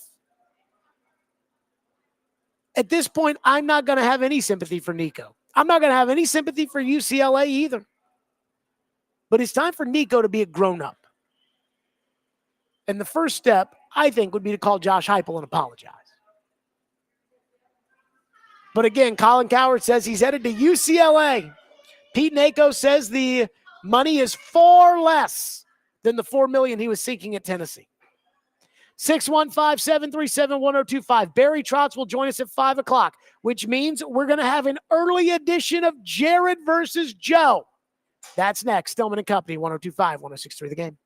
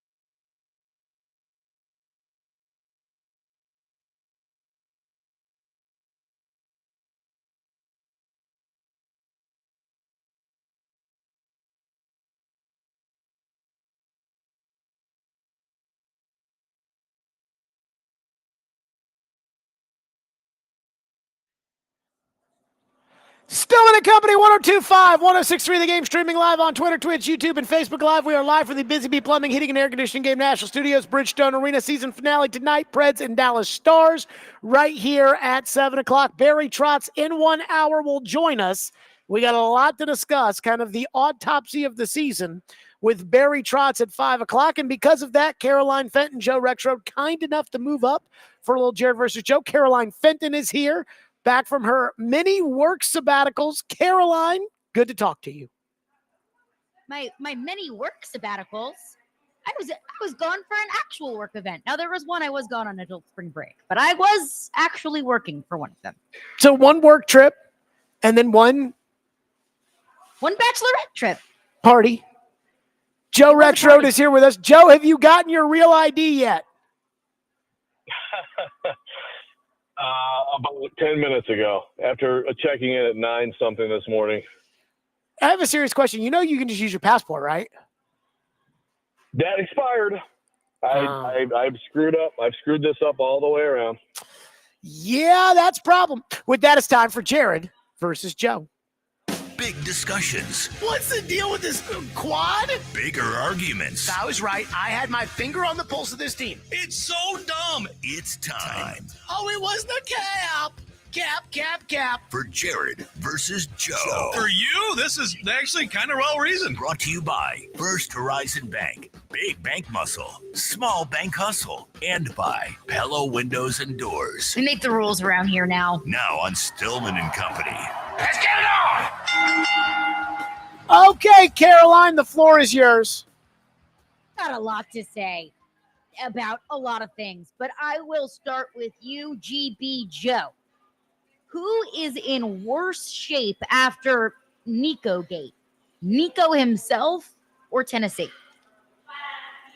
Yeah, I've got to go with Nico on that. Look, Tennessee is, we'll see what they do in the portal. I mean, it's possible that they could pry a good quarterback away from somebody. It's impossible that Jake Merklinger could be really good this year. I think that's probably a little bit of a stretch. I mean, you're going to take a step back from Nico to him if that's what you end up doing at starting quarterback. So for a year, Tennessee takes a hit here, and maybe for 2 years, Nico might have been a 4-year guy. But Nico, Team Nico himself. Jared's very hell bent on we must blame it. It has to be only Nico. They screwed up, man. They screwed up big time. And so I see Colin Cowherd is reporting UCLA. No one's going to put that dollar amount out there. They're gonna hold that very close to the vest.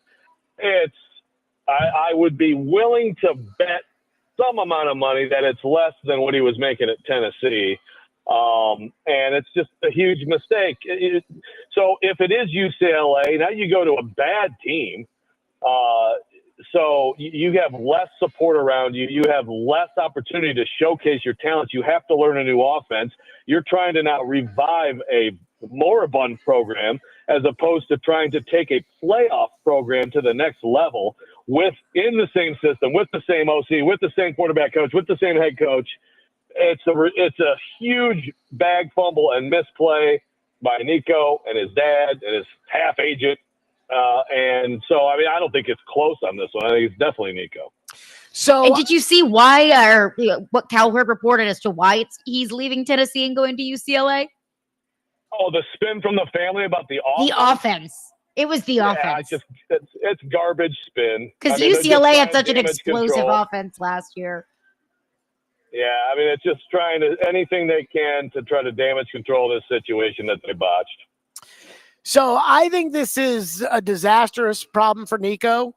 And if Nico ever had any hope of making it to the NFL, which I think is questionable, but if Nico had any hope of making it to the NFL, this is going to be a big discussion. If he ever is up there and has a chance at going in the draft, they're going to talk about this every day in the lead up to the draft. But, Urban Meyer just came out and said Tennessee's screwed.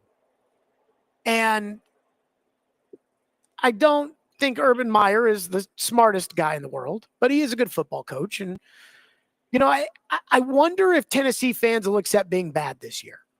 Because as of right now, Tennessee's schedule includes a bunch of games that could hurt them if they don't have a quarterback.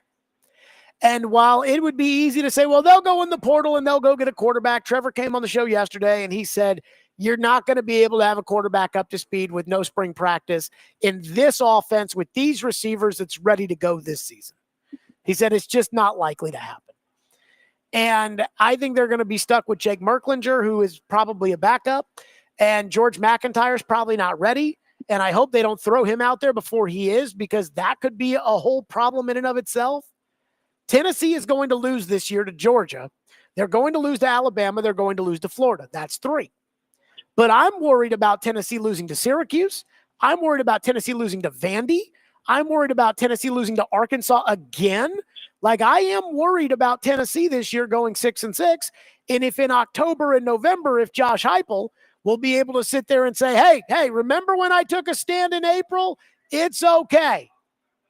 If Tennessee fans today can promise in November that they'll accept a crappy year, then I think the answer is Nico.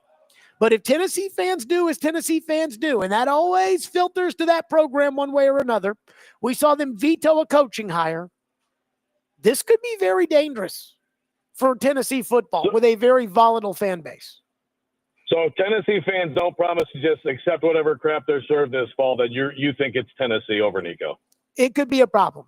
Again, what's Nico? Yeah, Nico's losing the money. But again, the question is which side, okay?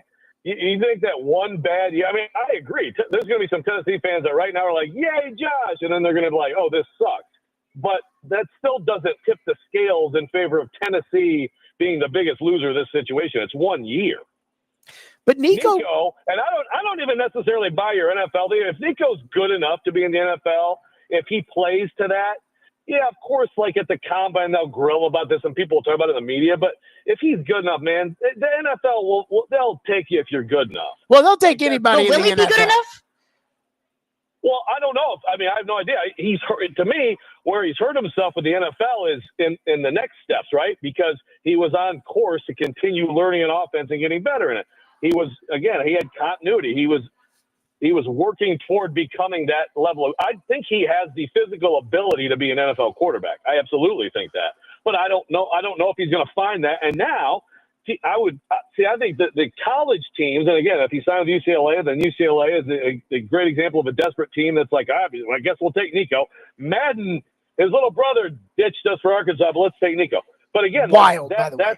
So he's already hurt himself with the NFL by having to settle for UCLA. That's where he's hurt is, now he's derailed his progress. Yeah, but that has a different offense, a better offense for Nico, apparently. My thing is this with Tennessee. And when it comes to UT, if they can accept, hey, Nico screwed up our season and we're not going to, we're not going to rush George McIntyre out there before he's ready. We're not going to try to sell our souls for some prospect to save us. We're going to have to take our medicine this year. If Tennessee can accept that, then it's absolutely Nico. But I don't know if Tennessee can accept that. And with that program, it leads to some of the weirdest and craziest, just craziest fan screw-ups that lead to program setbacks. So for right now, I'd say, hey, like Urban Meyer said. What would happen, Jared? So if they're mad, what do you think is going to happen? They're going to start throwing mustard bottles at Danny White's office until he fires Josh Heupel? Like, what do you think? They could ruin the quarterback. They could lose all faith in the coach. We've seen Tennessee fans. I remember when they gave Jeremy Pruitt that contract extension, and I said, why? I said, he's doing an okay job. And when you're doing an okay job, you should get to keep your job. You shouldn't get a raise. You shouldn't get an extension, but you shouldn't be fired. And I said, and also, the way that it works in college sports, these fans, they'll turn on you in 5 minutes. And I mean, that day I got that. You don't understand, Jared, that Philip Fulmer's doing this so that Pruitt knows he's the guy. And they're doing this so that when Alabama calls, when Saban retires, Pruitt won't want to take the job. And I said, sure. And I'm so glad we could get a three months later, they were making up reasons to fire him, and they did. And so again, it's a very volatile fan base, and I just don't know if this volatile fan base is going to be accepting of a terrible season if Jake Merklinger is the quarterback. A lot of that won't. By the way, it's Merklinger. It's not Merklinger. Work on that a little bit. You spent all week not being able to say Nico's last name. I understand, so I'm trying to help you now. Look, yeah, a lot of the fans they will flip, absolutely. If it's bad, if it's ugly, they'll say, see, we should have reconciled with Nico and all that stuff. But again, I don't see how that compares to a bad season. Fans mad at Heupel. He's not going to be, in the hot seat. Like it's still on Josh Heupel to prove that he can develop an offensive line. Still on him to prove that he can develop wide receivers and get it and still get a defense to a higher level. Although last year was a good step defensively. Like he still has to prove that he's a coach that can take them to the highest level. But the fans being mad at him next year is not a worse outcome than what Nico has done to his career. Done to his career how? He could go to UCLA and thrive. I mean, a lot of things could happen, Jared. I mean, here's the other thing, too. Nico is going somewhere where he'll never be heard from again. And I saw DJ Uiagalelei go to Oregon State. Not one person watched him play, and apparently he was pretty good. And then all of a sudden, people watched him play again, and it was like, nope, he sucks. I mean, I think Nico could actually improve a little bit by playing lesser competition and having less pressure on him. He's in the Big Ten. Oregon State was in the dying Pac-12 that year. UCLA is in the Big Ten. They're going to be on TV this year, man. No, they're not. What games are they going to put on TV? I mean, real TV. I'm not talking about Big Ten Network. When is Fox bringing Big Noon Kickoff to UCLA? Here is their schedule next year. Utah, UNLV, New Mexico, Northwestern, Penn State, Michigan State, Maryland, Indiana, Nebraska, Washington, USC. Not a lot of marquee matchups. I don't see Gus Johnson and Joel Klatt in Nico's future. No, but that's still not the same as the relegation of the dead Pac-12 2 years ago, right? That's true. I mean, I think they're both kind of witness protection-y-ish. Caroline, what's next? Okay, Jared, you go first. Is this whole Nico situation proof that the system is broken or Nico's decision-making was bad? Is it a Nico or a system problem? It's a Nico problem. Nico is relying on a crazy dad who doesn't know what he's doing because Nico hasn't grown up, and that's why he's still wearing Sesame Street pajama pants at 20 years old. It's not a system problem. Right now, again, this quarterback leaving and the entire team's championship hopes or whatever hopes Tennessee had, relying on this quarterback and him holding them over the barrel for more money and leaving into the spring portal. This is only happening at one place. This isn't happening at Florida. It's not happening at Ohio State. It's not happening at Vanderbilt. It's only happening with this one guy in this one place at Tennessee.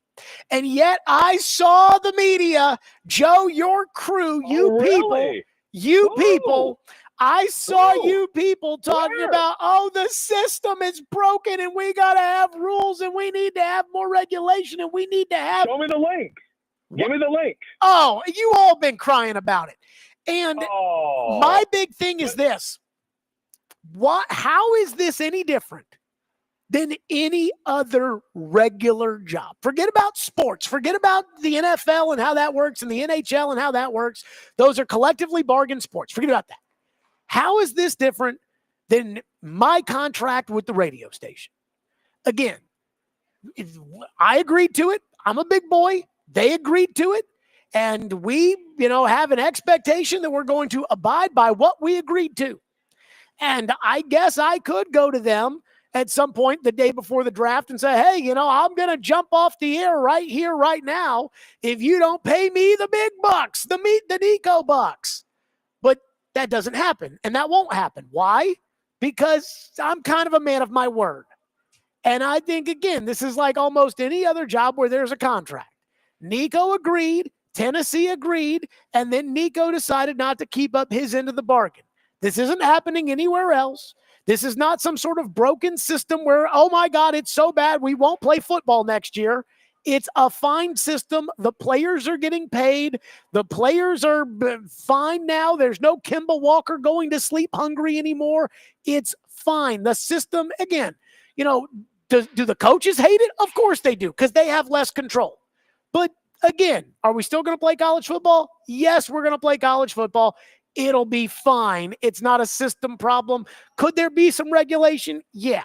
Is it the dire straits to where Congress needs to drop what they're doing if they're actually doing something positive to go focus? No, it's fine. We'll play games in the fall on Saturday and everybody will be happy. I'm so glad you asked this question, Caroline, because this is a great example of Jared, like, thinking he knows what people are saying, but not paying enough attention to actually know what people are saying. Like, first of all, the answer to the question is absolutely this is a Nico thing. I mean, the system is jacked up. It needs to be fixed. The constant movement needs to be fixed. It's not a perfect system. But, like, anybody who said, this proves the system is broken is an idiot. And I still am waiting for Jared to – I mean, Jared said, oh, yeah, Joe, it's his pearl-clutching column. I mean, I didn't read it, but it's pearl-clutching column, and the system is broken. That's not what I wrote, you freaking moron. And I didn't read anything in the Athletic that said that. You got what, Joel Klatt or something saying it on Twitter for 10 seconds? The hilarious thing about this is Josh Pate went off on media this weekend because he knows what media actually has said. And it's totally fair that media push for all this stuff, right? For NIL, for players to be paid, because it's the right thing to do. I was right there with it. I mean, they should be paid, all that stuff. So he's like correctly asserting what media said. And then Jared somehow thinks media is out here just doing the bidding of the coaches. Like that's the coaches and media have been at odds on this the entire time, Jared. Like, why? Like, if you're going to comment on these things, at least read something. Like, be informed on what people are actually saying. The easy answer, obvious answer, of course, is the Nico thing. The system isn't different either way because of this. Now, the system does need to be fixed. They need to have contracts where you have buyouts. They need to have some kind of collective bargaining. It's the only reasonable outcome here to have a situation where you can at least not have constant free agency with no penalty at all times. That is jacked up. But the entire system, I mean, you know, it's way better now that players are getting money. Joel Klatt said 4 days ago. Have been saying. Joel Klatt said 4 days ago on Twitter, quote, I do find it interesting that Tennessee created this void in a sense when they fought their infraction surrounding NIL, which led to the NCAA sending a memo to its members basically saying there is no enforcement. This is a broken system and must be fixed, and the path is a CBA. Nobody's saying it, Joe? Right. So, but Jared, again, and people have been saying it's a broken system, sure. But you're claiming that people said because of this, it's a broken system. That's not what he just said. He's just reiterating what he always says, which is it's a broken system. And he absolutely is a talking head for the coaches. So you're right. There are people like that exist. The media at large who cover this sport have been pushing for all of these changes. And look, I'll raise my hand. I did not foresee this constant movement. It's not good for the sport. Long term, I don't think it's good for fan bases. If every year you're wondering if the freshman you liked will be on your rival the next year, I don't think long term it's good for the sport at all. So it does need to be fixed. But again, you asserted Monday that people are saying this Nico situation proves the system is broken. That's not what happened. I mean, there was a lot of that did happen. A lot of that. This system is broken. It's the wild, wild west. I know people say that all the time. That's not something that's new because of this. People have been saying that forever since NIL happened. But thinking this is a Nico problem doesn't make it not a system problem. Both things can be true. It's just more of a Nico problem. I just don't have a problem with the players being able to transfer schools, and everyone's like, oh, but the coaches don't know who's going to be on their roster. And it's not just about transferring. It's about threatening, allegedly, reportedly, to sit out of a playoff game if he didn't get more money. Like, that's a Nico problem. See, I think that was bullcrap. I think that right there, that Josh Pate thing was total bullcrap. Like, that he comes out and says... He's like, I heard that Nico and all these other players were threatening to sit out of the playoff if they didn't get more money. The system's broken. It's like, look, that may have happened. That may not have happened. Very convenient in April when all this goes down to say, this is what I heard back then, because he wasn't saying it then, and not one player sat out of the playoff for NIL money. But so, also, let's say it was true. I still don't think that's a system problem. That's a you problem. Right. But Maybe it's bullcrap, maybe it's not. But the bottom line is, once you get mechanisms in place, like again, we don't have these things in the NFL, right? Like we just don't have these things, and this is junior NFL. So once you get things in place where it wouldn't even be a conversation because you're under contract, and of course you're going to play in the playoff game, then it's better. It'll get there at some point. More Jared versus Joe next. Stillman and Company, 102.5 The Game.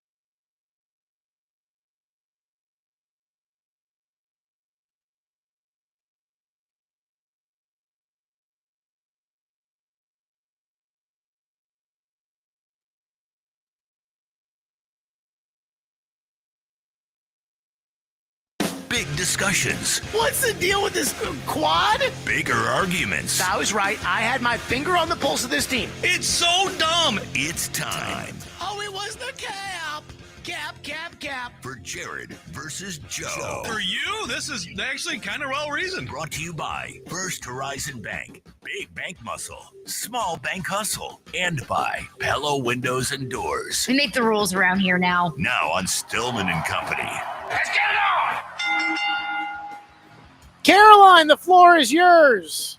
Okay, Joe, you go first. What should the Titans do about L'Jarius Sneed?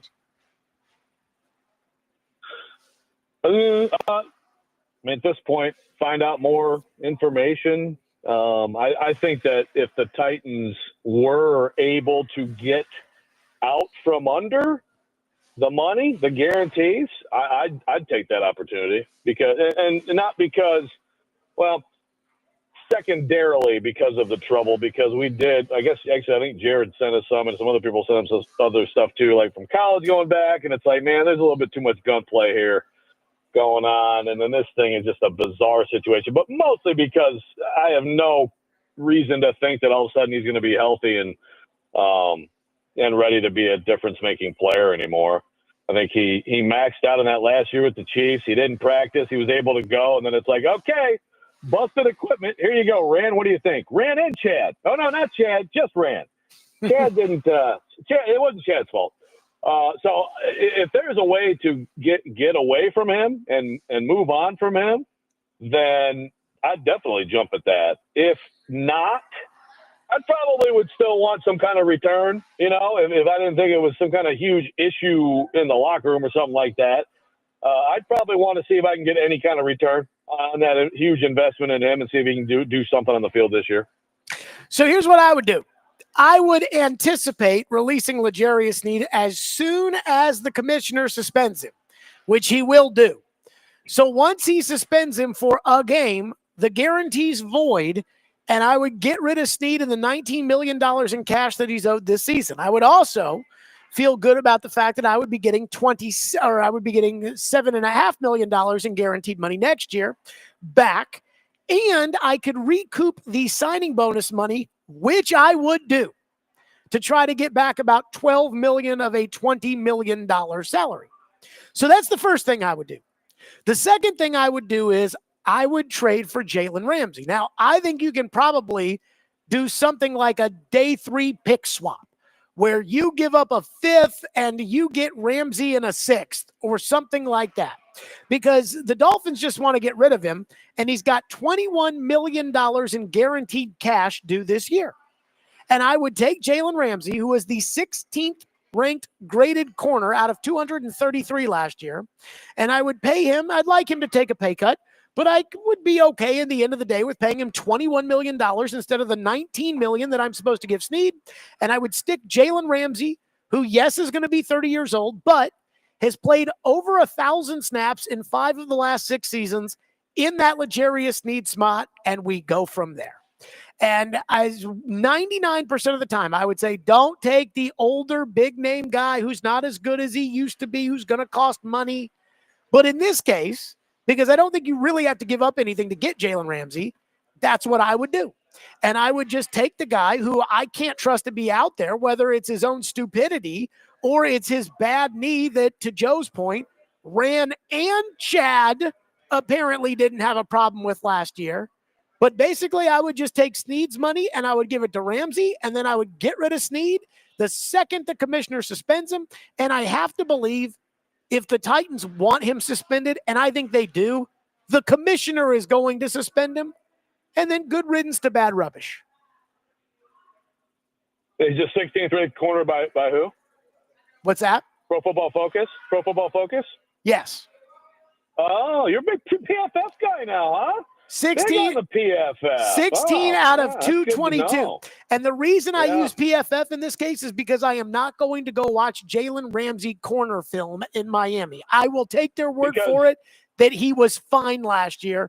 And again, I think him fine at the same price as Sneed, who's injured and sucked last year, I think that's probably an upgrade.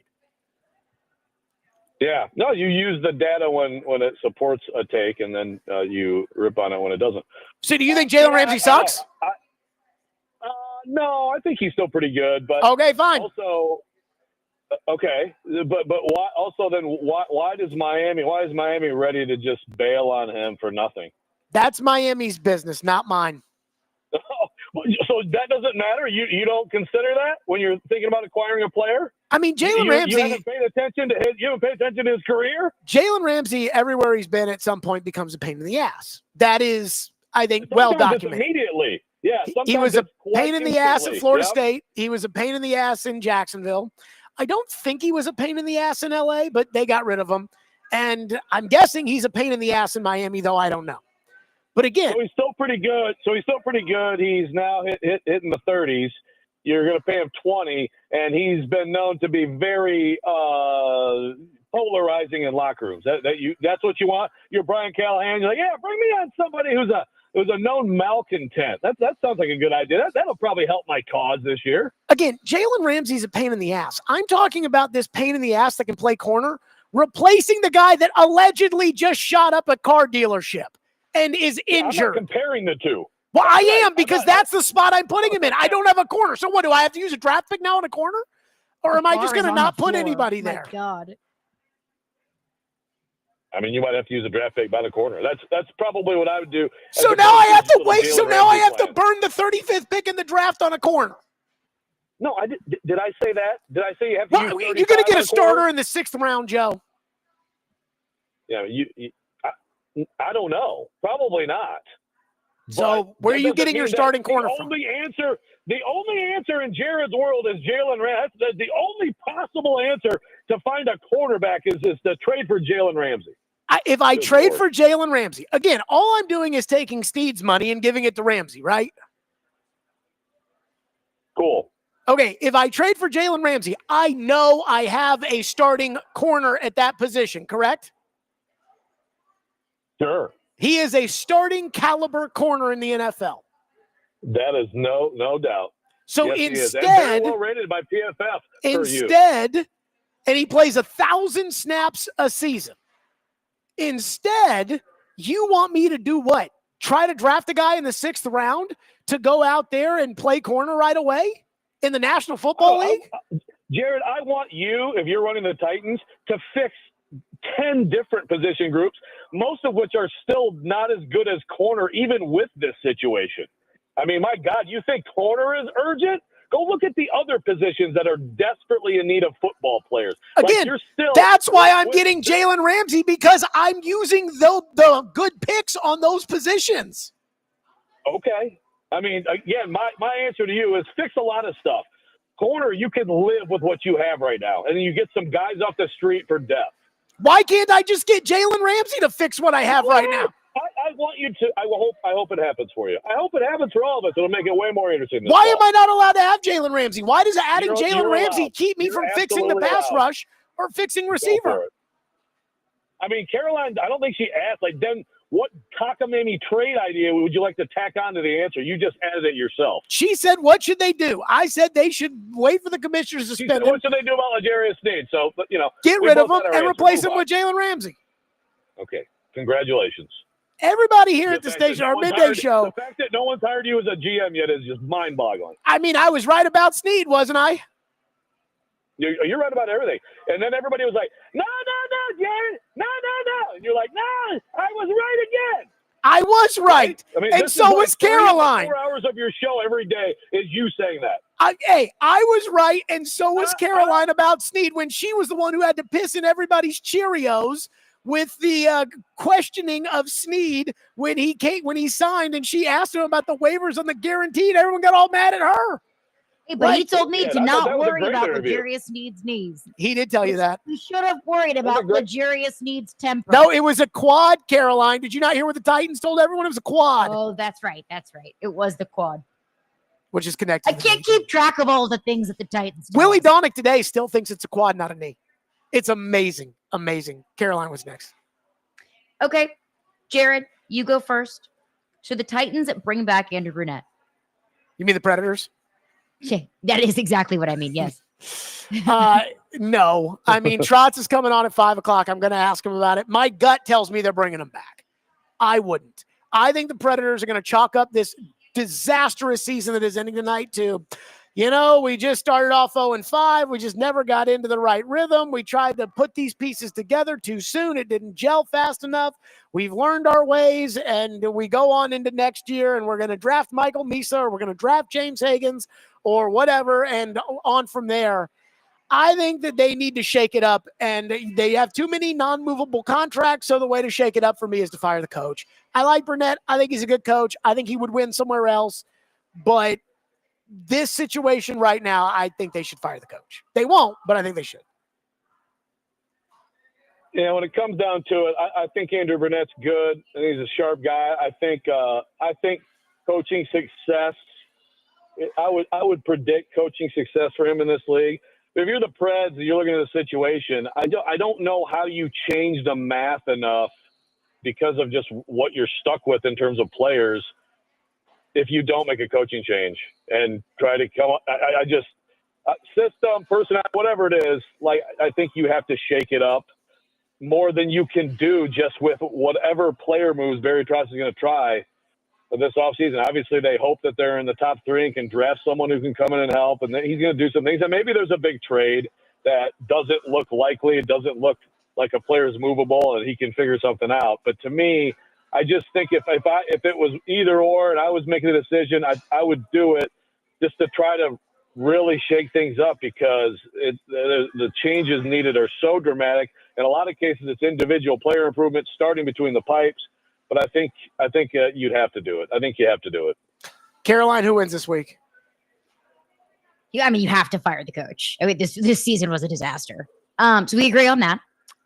Joe wins this week, and this is why. So Joe and I both agree that this is much more of a Nico problem, that Nico is way worse off now than Tennessee is. And that's not to say that Tennessee is all squeaky clean. Like, Tennessee's totally screwed, but they at least didn't screw themselves.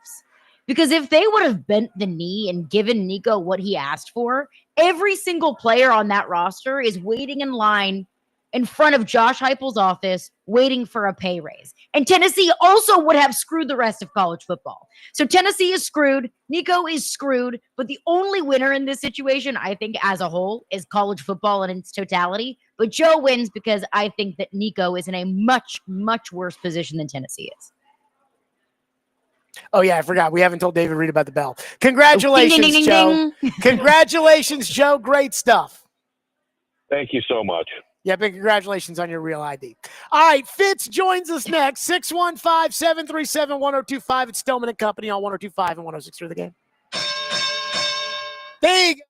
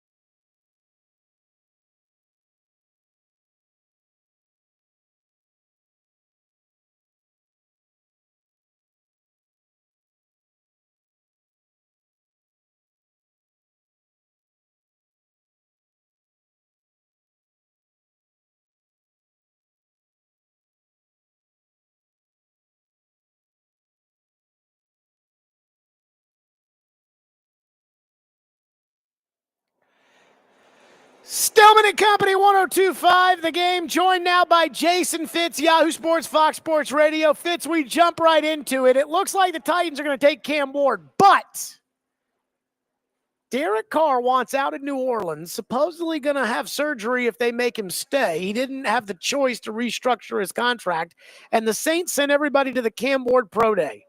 Fitz, does this throw a wrench into what may go down Thursday night in the draft?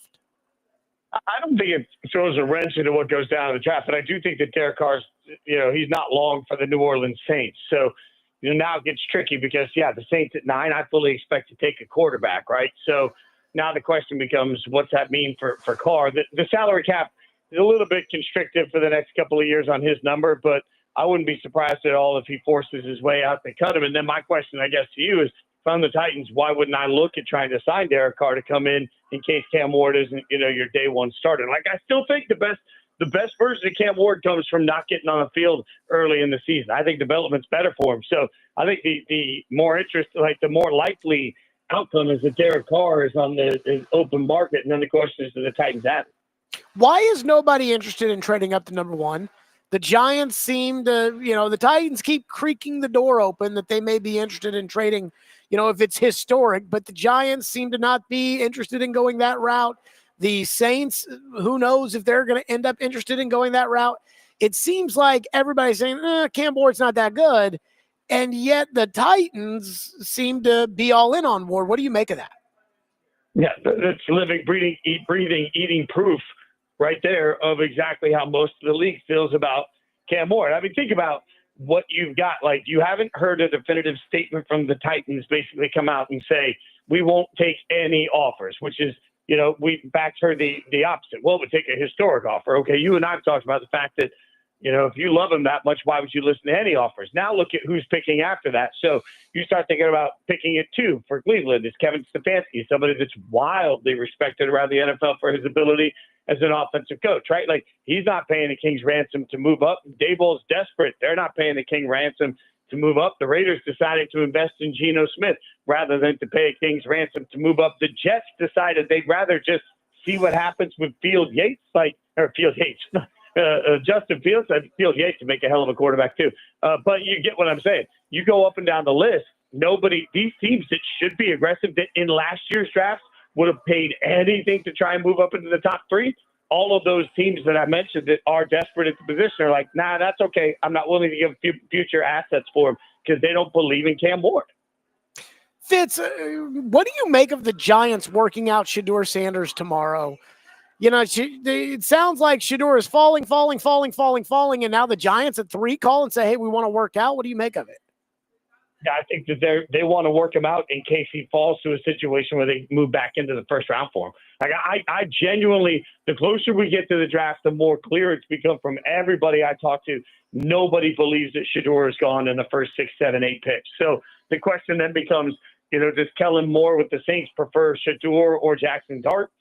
I've heard from several people that the Saints seem to prefer Jackson Dart. So, like, now all of a sudden, if that were to be the case, what are we looking at? Like 21, where Pittsburgh is? So I think the Giants are working about to do due diligence in case they want to trade back into the first round to try and acquire. But in the middle of the first round, could get really interesting with some of these teams that don't really have a need at the quarterback position.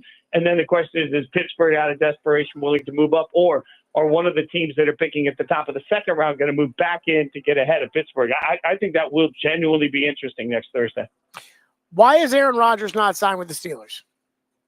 That's a great question. And I think Pittsburgh, they could easily be stuck here. Whatever the reason is, it doesn't. We haven't gotten any clear indication of anything. So is it just because he's not going to come in until he feels like coming in? And if that's the case, are you really happy with him? I think the Steelers could wake up on draft night and be stuck like they were the year they drafted Kenny Pickett, where it's like, well, we're picking and we need one, so we're going to take this one. Like, I genuinely think that could happen to Pittsburgh.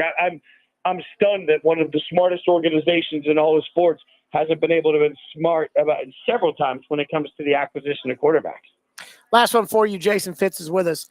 What is kind of the best gossip you've heard so far around the draft that would be a real shocker for Thursday night? 4 quarterbacks in the first round. That's I've heard it a couple Isn't of times. that just absurd, though? Jalen Milroe is not going in the first round.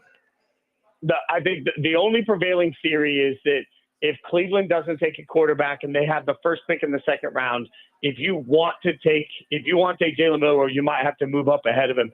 And I do believe that there's going to be somebody out there that's like, oh, look at the athleticism. Like, somebody's going to be tantalized, and they're going to have that whole, like, broken relationship. I can fix her. Like, that's what they're going to be saying about Jalen Milroe. And look, I just hope to God, if that's the case, it's not a place like the Giants where suddenly they're going to talk themselves into playing him. Like, that kid, he's years away from seeing the field. And even then, I wouldn't bet my house on anything.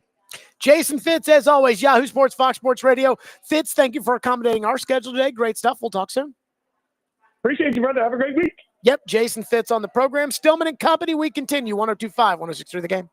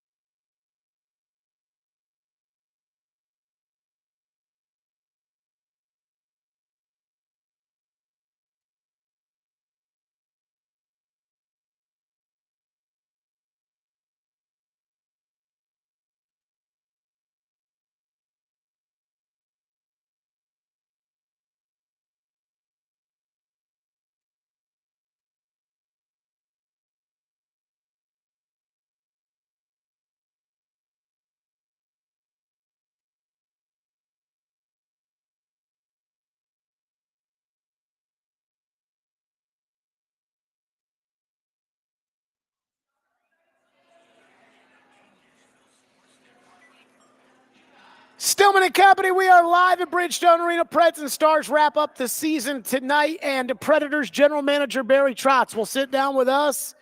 The early autopsy on what happened this disastrous season. We'll do that with Barry Trotz. We'll do it next. Stillman and Company, 102.5, 106.3 The Game.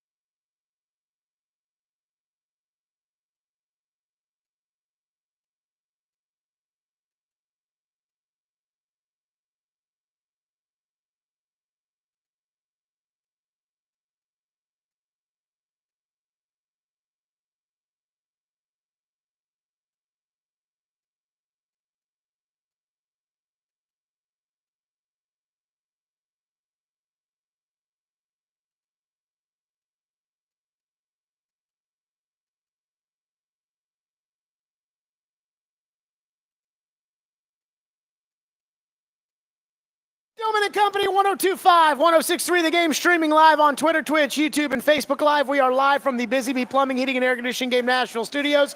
Bridgestone Arena ahead of the season finale tonight against the Dallas Stars. And, of course, we are presented by the Southern Bank of Tennessee. We are joined by Predators General Manager Barry Trotz. It feels like just yesterday. It was the season opener against the Dallas Stars right here at Bridgestone Arena. Now, I was a very different man at that point in time. I didn't have a child, and you, I believe, had hair back then. But over the last 6 months or whatever it's been, I think it's fair to say, Barry, and by the way, we are presented by the Southern Bank of Tennessee, it's been a tough season. It has. It has. I think, expectations, realistic or not, for our franchise, we didn't meet a lot of them. And I'd like to give you a clear and concise reasons why, but I just think our season, we never got off to a good start. We never really could find our identity. And, therefore we sort of floundered a little bit trying to find that all year. So I want to start with this, which is a theory that I have. 95% of the time, if a team had high expectations and the team finished with the third worst record in the league, 95% of the time in this league, the coach will be fired. I believe the Predators do things a little bit differently. I believe loyalty is valued very highly around here. And because of that, my theory is you are going to be loyal to the coach, not out of loyalty, but because you believe that he can coach. And I believe he will be back as the head coach next year. That's my theory. Your thoughts on my theory? Yeah, it's a great theory. I think you're correct that we've always been loyal. I think we've had this discussion earlier when things weren't going right, and there was a lot of rumblings. You were asking me about that, and I really believe just as much as a player needs to find his way, sometimes a coach needs to find his way. I believe Andrew is a good coach because I hired him. I'm going to go through. I've been evaluating all year. Been evaluating down the stretch. I mean, let's be realistic with our roster where it is right now. Since the trade deadline, moving a lot of people. Having a guy like Roman Yossi and not having Lazan all year, and even Willsby, and moving 3 of our right defensemen out that have NHL games under their belt. We are on the back end are a little bit young, and it's limited us a little bit in those areas. But at the same time, up front we need a little bit more up front. I think we've been in games, we've had games. A good example was, the last 2 games on the road.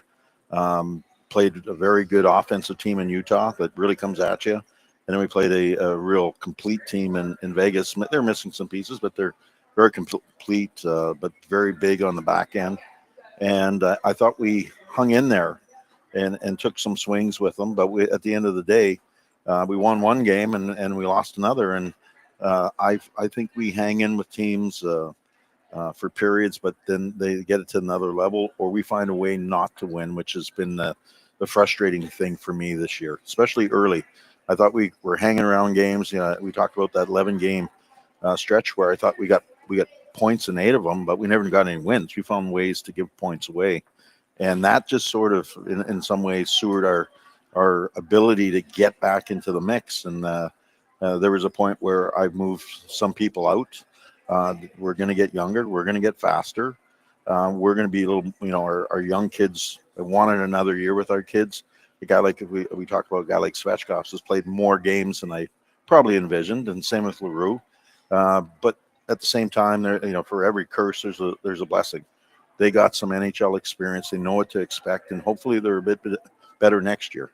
Going forward, the blessing is we're going to get a high pick, and we're either going to pick first, we're either going to pick third, fourth, or fifth, and that's based on the odds. And I'm very happy taking any one of those 5 players because we need high-end talent, especially young high-end talent, because trying to hang on to an older core to keep us a little bit competitive, but at the same time, we need the young high-end core to arrive, and they just need time. So are you ready today to say, hey, Andrew Burnett is coming back next year as the coach? No, not at all. I'm going to go through a whole process. Like I said, I'm going to talk to every player. I'm going to talk to every coach. I'm going to talk to all our management, and our decision will be based on that. Ownership, everything. So I owe it to players, myself, management, all the owners. I got to do that process, and there's no time frame for me. Probably next week, once I get through all the meetings, then we'll sort of see where we are and go from there. But Andrew's a good young coach, and part of all this year is based on. I'll put blame on myself, put it on the coaching staff, I'll put it on the players, because we have to do that together, and we didn't get it done. And so if that's the case, and I'm not going to disagree with you that it's you, it's the coaches, it's the players. Yeah. Doesn't there have to be some sort of major change? Doesn't there have to be? And the roster the way it is, Saros isn't going anywhere. Forsberg, Yossi, Stamkos, Marchessault, Shea, they're not going anywhere. I don't think you're firing yourself. I wouldn't vote for that.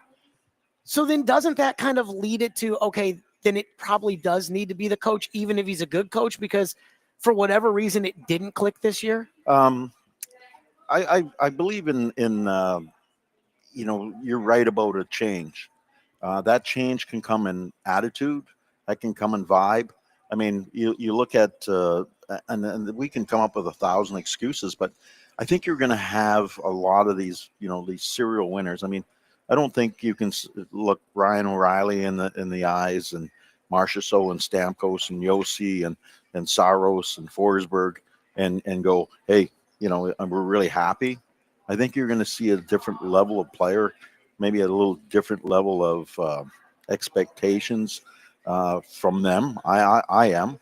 And our mindset, I think maybe we got off on the wrong foot, and we thought we were going to outscore everybody, because we've always had good balance.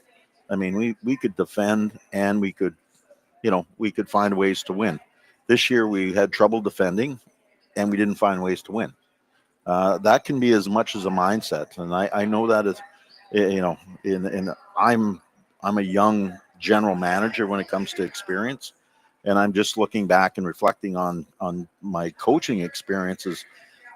I went to the Islanders, and they were, set all kinds of records for goals against in their franchise that year, and we turned it around in 1 year and knocked off 100 goals just by mindset. There wasn't any player change. We actually lost Tavares, and we changed the mindset, and we got the buy-in. This year, I don't know if our mindset and our buy-in matched up, and if that's the case, then we'll make the right decision once we go through everything. Do you think, as a general manager, you underestimated how hard it was going to be for older players that are accustomed to where they were coming in here and meshing with the players that were already on the team and the coaching style that this team already had? Yeah, probably yes. I'm not going to dodge from that at all. I think probably yes would be the answer.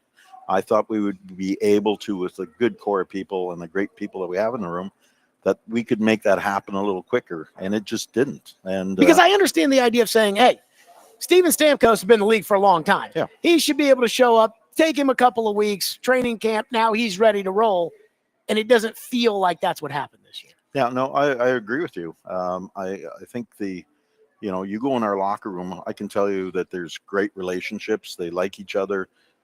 We don't have a locker room that's dysfunctional or anything like that. But it has been a hard transition. I think the best, you don't realize it till you live it. And you got a glimpse of it, I want to say, in Vegas. Marchessault, who's one of the originals in Vegas, they did a tribute to him, and he was very emotional.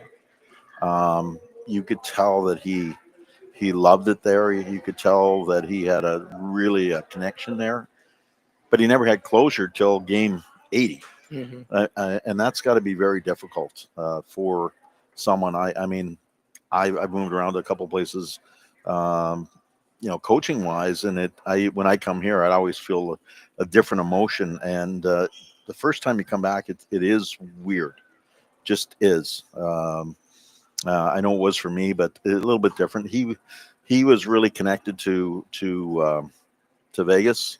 because they won a Stanley Cup there. All those things. He got his opportunity. He sort of made his name, I want to say, in Vegas.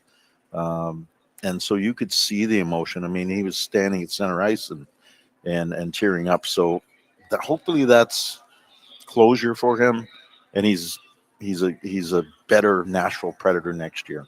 So I'm glad you brought up Marchessault. Barry Trotz is with us because, Andrew Burnett made a comment maybe a month or two ago after a game about not really having the buy-in from guys that are experienced, that have term, because they're not used to losing. And I interpreted that just based on things that I had heard. I interpreted that as kind of a shot at Marchessault. And I had heard, hey, Marchessault, it just, not that he's a bad guy, but what I heard was they do things differently in Vegas. Vegas is a very kind of fast pace. They go all in all the time. Yep. And the Predators, I think we can agree, it's probably a little bit slower, patienter pace. Yeah. Again, in Vegas, no disrespect to Andrew Burnett, but he'd already been gone. The way that they operate in Vegas of, we're at 20 games in, see you, bring in the next guy. They fired Gerard Gallant like 5 minutes after he went to the Cup final. And I say all of that because, if he'd won that Cup final, he probably would have still had his job, but that was your fault. But I say all that because I do wonder, do you think that Andrew Burnett is getting through to Marchessault? Do you think that Andrew Burnett has the respect of the guys whose respect he needs to have? Marchessault, Stamkos, Forsberg, Yossi, that group. That's something that I'll investigate. That's why we do exit meetings. That's why we talk to players and coaches and all that. That's an important piece for decision making. Some teams do it a little different. I don't have the coaching career that I had. I don't think we have the foundational pieces in Nashville. If David Poyle would have fired me again, year two, we were able to build something together, and that's what I want to do with Andrew and anybody I bring in as a coach and in my tenure as a GM. I want them to be part of a family, part of Smashville, part of the culture, all that's very important. So I think one of the things that Andrew and Marshy have in common is they're the same player. They're the exact same player. If you think about Andrew's career, Andrew was at the top of the circles to the goal, below the goal line, created offense, and was terrific at it. And so was Marchessault. And Marshy has some holes. Stammer has holes. Roman Yossi has holes. Connor McDavid has holes. And just meshing all those things together and understanding what the strengths of every player is, and really buying into those strengths, as well as trying to find the pieces that work with those strengths. And maybe that's where the discussions come. What pieces did we need for those players? I know a guy like Marshy played with Jack Eichel. Jack Eichel just distributes the puck very well, but he also transports it very well through the neutral zone. And that's a big part of those type of players' games. Andrew wasn't a transporter. Andrew, you get it in the offensive zone, he worked his thing. And that's what Marchie does. So we've got to find those people that can transport it. Maybe we don't have those pieces yet. I'm hoping we do. I look at a guy like Svechkov who's growing. I see him being a transporter. I see him being able to get the puck and get it through the neutral zone and get it in the offensive zone and then do some things because he attacks the middle. He's 21 years old. He's a kid. So we need to get those pieces. I'm looking for some pieces that can. A guy like Michael Bunting brings a little sandpaper. He's got a little bit of speed. He can play with those guys. I'm looking for those pieces as we try to develop those pieces at the same time at the American League level and draft those guys. That's why it's really important that I do a thorough review with every player, every coach, and then we put it back together. And I'm very confident if we come back with the right attitude and do nothing, just let the kids play, we'll be a better hockey team, because I think there's enough people and enough understanding in that room that this year got off to a tough start. It never felt like we got to play some really meaningful games. I thought we'd be, in the be like Calgary, we'd be fighting there right till the end. get into if we got in the playoffs, then I thought we got some game changers, that guys that give them one chance, they can shoot the puck in the net. Our power play or penalty kill has been much better than it probably was last year. Our 5-on-5 game has to get better. Barry Trotz is with us on the program. When it comes to, again, disappointing season, the younger players. Now, you brought up Svechkov, who's had a nice little run here coming up from Milwaukee this season, but Evangelista last year had a nice year. It doesn't feel like he's taken that step forward that we had hoped, or at least that I had hoped that he would have taken. I think there have been a couple of younger guys on defense. Stastny did not start the year with the team, and then, has he taken the step that you want to see? Tommy Novak, when he was here, it didn't feel like he took the steps that we wanted to see him take. Yeah. So I ask you this, we talk a lot about the older guys and them not playing well, but what about the younger guys? Because if this thing's going to work, it does feel like some of those guys are going to have to pop and become NHL regulars and second, third line players. Yeah, absolutely. You're spot on. I mean, if you look at Luke's whole year, I guess as a young guy, here the general manager brings some older pieces in, and all of a sudden Luke's going, okay, where do I fit on the power play or whatever? It's got to affect the younger player, because they're thinking, I'm moving up the lineup, and maybe he's at the same spot that he was last year. But at the same time, you're right. I would say Luke has had a tough year, not as consistent as we thought he would be. But you look at where he is in his last, say, 12 to 15 games. I think he's in the last 12 games, he's got 15 points. That's the Luke Evangelista that we were hoping to see all year. We're just seeing it at the end. So, those are things that we got to try to figure out. We got to find. I would say there's been a number of line changes this year in terms of pairings. Like I really felt last year, once we settled into the O'Reilly line and the Sissons line, and then you got into McCarron's line, that everybody sort of blended together. Today, this year, it felt like we're chasing it too much, trying to find that secret sauce that would get us to the next level.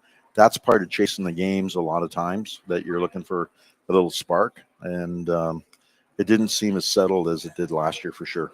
What do you think? Forget about the positions. Like instead of saying, like, when I say what do you need, I don't mean like two defensemen and a forward and a right shot. What do you think this team needs that it doesn't have? Well, I think I'd really like to, really like to get something in the middle that's very creative. And that's nothing against Stammer or whatever, but I think ideally I'd like to see Stammer move over to the wing, ideally. So, but that's a piece that we just haven't been able to find right now. Maybe in the draft we'll find it for the future. Maybe there's a trade out there. We have lots of draft capital, but I want to get. We need some of that middle core. I'm going to say 25 to 29. That's sort of a couple of stabilizing guys. That's where Bunting sort of came in. He's a 28-year-old, I believe, right now. He's going to be 29. Type of player where 1 or 2 years of getting some help there would probably settle our roster and allow the young guys to blossom a little bit and have the pieces. In my vision, obviously, we said, hey, first couple of years, the older group will have to sort of carry the team, and then you're going to see, like you're starting to see two veterans with a rookie, 2 years from now or a year from now, maybe it's two younger guys with an older guy. That's sort of the blend that we got to get to, and then eventually those older players will age out, and we'll have our draft choices just sort of rotating, and the new core will be here, and you'll hopefully be really excited about that. But that takes patience, and it's been a really hard year, I'm going to say, for the organization, because I had a lot of reflecting the last 20 some games about how the year went, and reflecting over the last 25 years. Other than the David Legwan expansion draft, only once in 25 years have they picked in the top 5. Seth Jones. You think about that, that's pretty this franchise has been ingrained to be in that mix, in that, playoff. Well, see, that's your fault, because you always coached up bad teams to be better than they were. And then that way, and so the team's always kind of been in that middle where they didn't have the talent to be able to win the cup, but they were never going to be bad enough, especially on defense with guys like Suter and Weber and Yossi and Zidlicki and Timonen and Pecorine in goal. Like, that was never going to be the problem. And then that takes me to the next thing, which is the goalie. The contract kicks in on July 1. Yeah. I did not like the contract when it was signed. I certainly don't like it this year. Well, there's nothing that can be done about that now at this point. Yeah. But at every point that I have criticized the goalie, you have always pushed back. You have always, I have not sensed any wavering when it comes to him. Why are you so certain that he is the guy, especially after the season that he's put up this year, which is far beneath his standards? I think goaltending's a product of the five guys that are on the ice with you. I know that as you know, I've been with Mitch Korn a long time, and we've had some great goaltending tandems, and we've had some bad goaltending tandems. We've made some bad goaltending tandems look really good because of the way you play, giving the goaltender the trust that he doesn't have to worry about, you know, a lateral pass. But isn't that reason to not sign a goalie? Because it's like, well, you know, hey, it's really about the guys in front of him instead of the guy in the net. No, there's a reason to sign a goalie in a transitional type of team, because we're going to be young. Mm-hmm. We're going to need a goaltender who can steal us games. I mean, you look at I think the year before, our goaltending tandem between Saros and Lankinen, they probably had 14 steals, 15 steals. This year we didn't have as many. We had 3 or 4, what I call goalie steals. Mm-hmm. And that's a product a little bit of our back end being where it is this year. And it's a product of the way our mindset of how we want to defend, how committed we are, how firm we want to be around our net. I didn't think we lost some of that firmness in our game. Like, to me, having an identity is critical for your team, because we didn't get to our identity. And that's the disappointing thing. That's where we've got to find that identity of what we want to be and commit to it. And I didn't think we committed to it long enough this year. We committed to it for a little bit. Then it, you know, we got frustrated. Something would happen. You know, we'd hit posts and not score, and they come down and score. But we found ways to lose games. Unfortunately, we'd score, and the next shift we would kill momentum. We'd give up a goal. We'll take a offensive zone penalty. 200 feet from our net, we'd take a too many men on the ice. To me, that's focus. That's the commitment that the guys are not focused on their task. Frustrating things are, you know, we'd have offensive zone time. We're building momentum, and then we would lose the puck and we get frustrated and we'd hook the guy, and we take a 2-minute penalty. And a lot of those things were common. Took a penalty, late in every period, and put the game at risk in so many areas that we didn't need to. Part of that is on the messaging. Part of that is on the commitment. How guys understand the game. But the one thing that the new generation or new generation of coaches are dealing with is every player believes they can make every play now, because it's all about skill and all that. Back in the day, there was a little bit more of manage the game, dump, chase, and you still dump and chase in this game. And you manage it, but in the critical times of the game, when it's a 1 goal difference or it's in the third period, the patience and understanding is critical. And I didn't think we had enough patience at times this year, where we never felt comfortable when it's uncomfortable. Barry Trotz is with us. Last one for you. On the last game of the year, let's say you don't change the coach. The fans are excited about the high draft pick. Yeah. But what is it if you really believe in the core players coming back for next year, the coach may be coming back for next year? What would the message to the fans be about kind of, because they lived through this awful season too. So what would kind of their message be about, hey, of how you want them to feel about the short-term future of the organization and the big picture for the organization? Well, I think just like me, I said, we've only been here once before in a sense. When we were an expansion team, we were only here once before, and that was Seth Jones. And then it got really good quickly in probably a 3 or 4 year span, and they went to the finals. I believe that the future is very bright, and I don't have a lot of patience. I never did. So this has been a tough year, and I understand. And we've got the best fans. Smashville is a real thing, and the players know it. We know it. You talk to any player, they'll go, "This is what a great place this is to play." We had great fans, and we underachieved, if you will, especially for the expectations. But I need their patience. We're going to get a really exciting player in the draft, and we're going to have to be patient a little bit for him to be let him grow as a man. But we've got some exciting things. We are known for developing players, and we're going to develop a new core. And it's the existing team that's here right now, and good part of it will be here next year. They're going to have a bounce back here. They're not going to let it go the other way. So we're building for the future. It's going to be bright. I know we're in a dark day. Like I say, every curse this year's the year was a little bit of felt that way, but there's always a blessing, and the blessing is we're going to get a real good player. We're going to get, I think, a resilient group next year, and a better focus group, whatever that may be, and a team that has a true identity again. And that's what I'm telling the fans, because I believe that. Let me guess. Misa, then Schaefer, then Hagens, then Martone, then McQueen, right?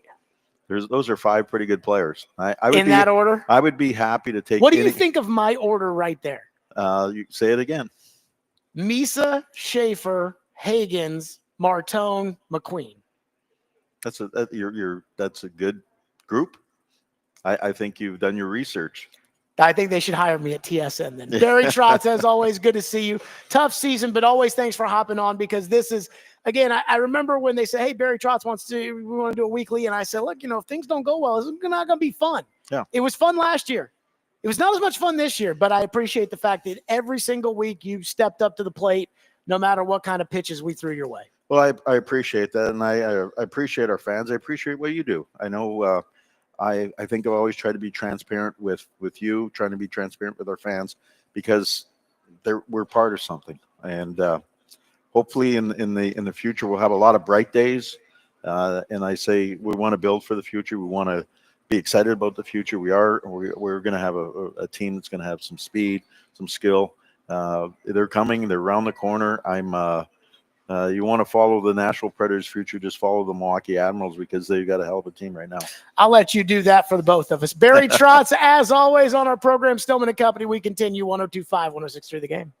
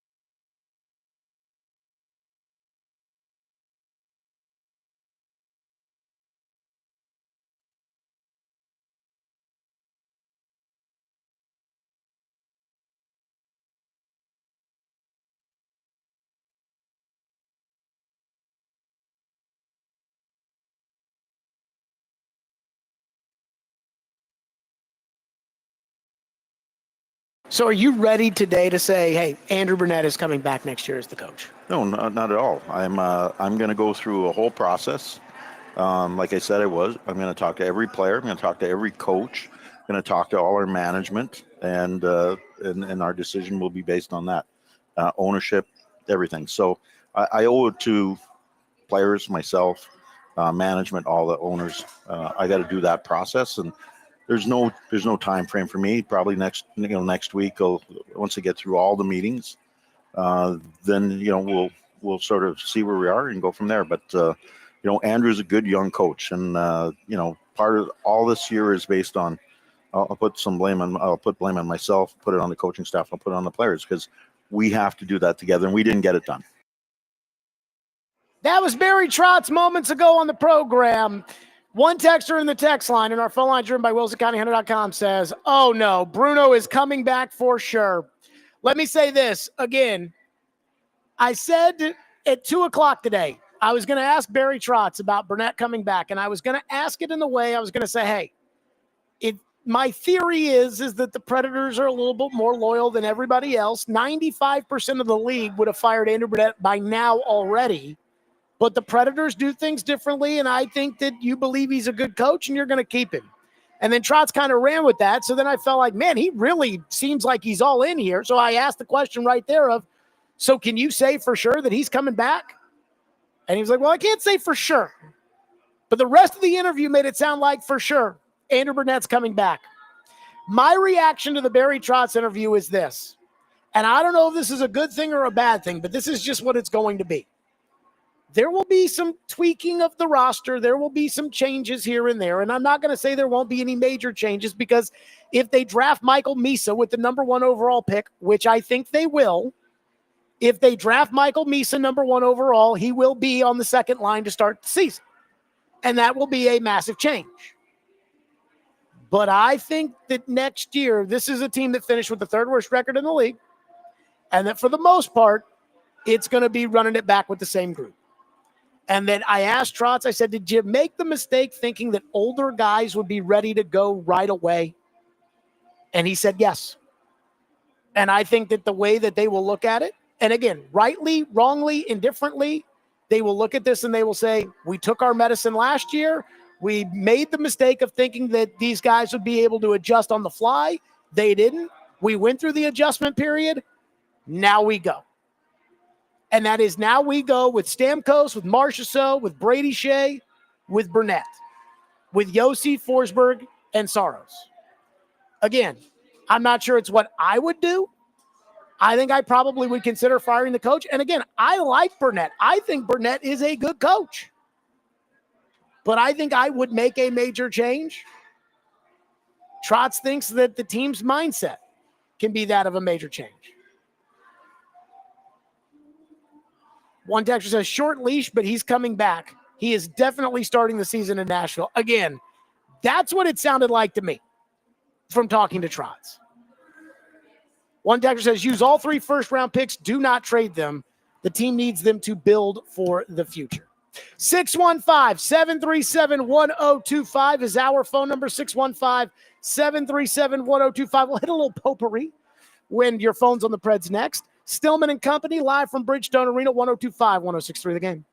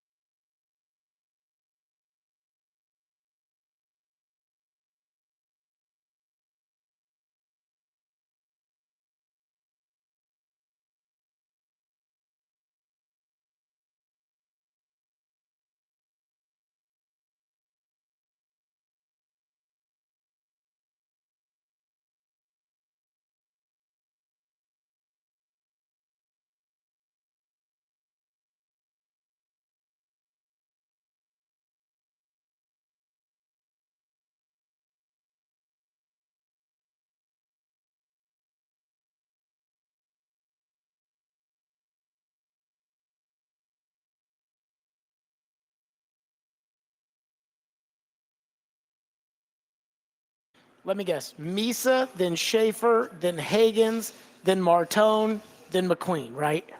Those are 5 pretty good players. I would In that order? I would be happy to take. What do you think of my order right there? You say it again. Misa, Schaefer, Higgins, Martone, McQueen. That's a good group. I think you've done your research.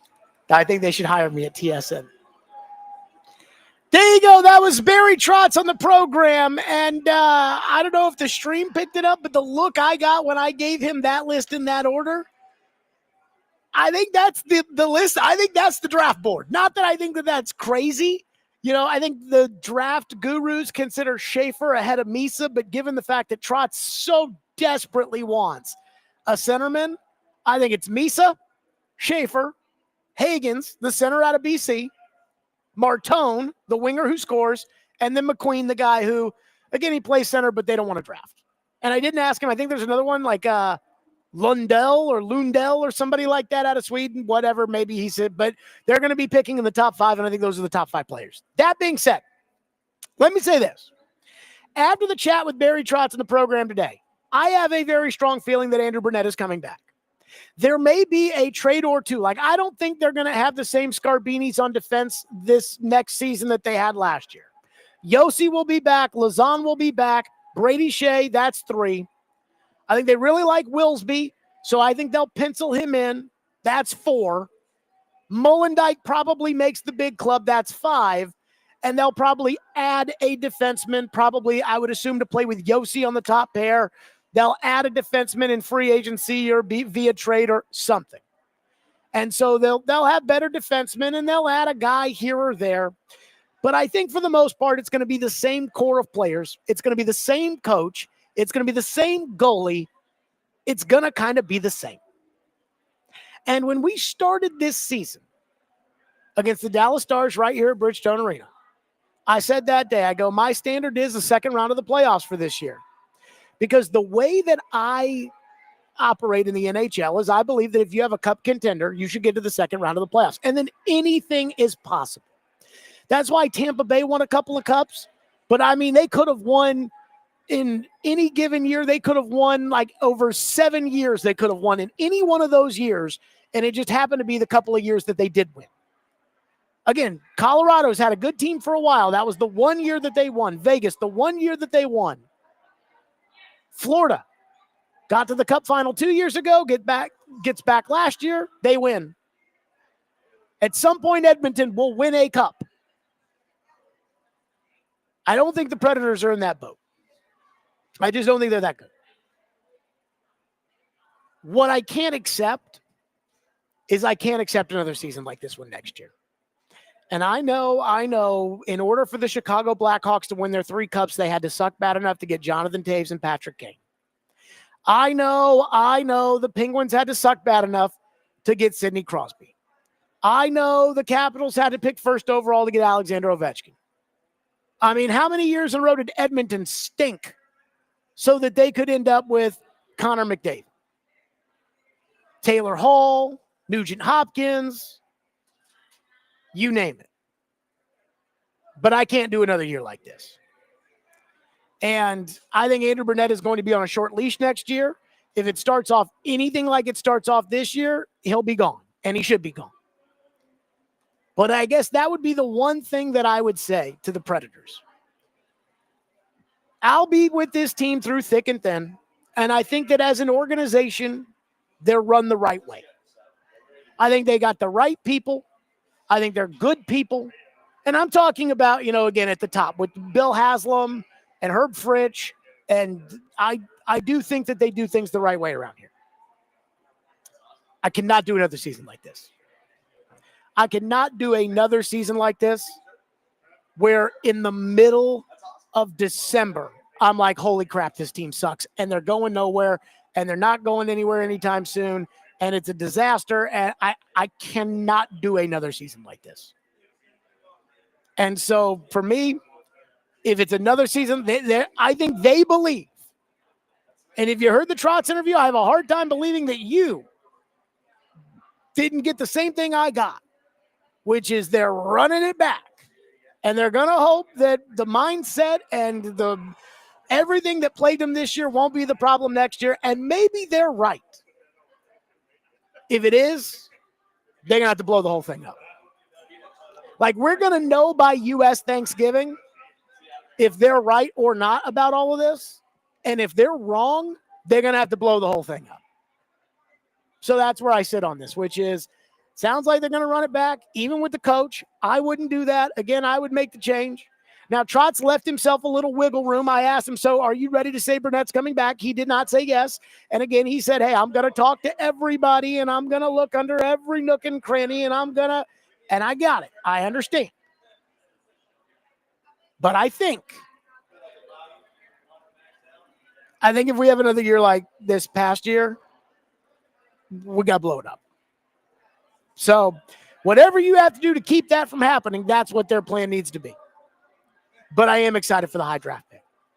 Kevin from Smyrna says, so Jared, is it a given that we've got the number one pick, or can we just possibly be in the top 5? Explain.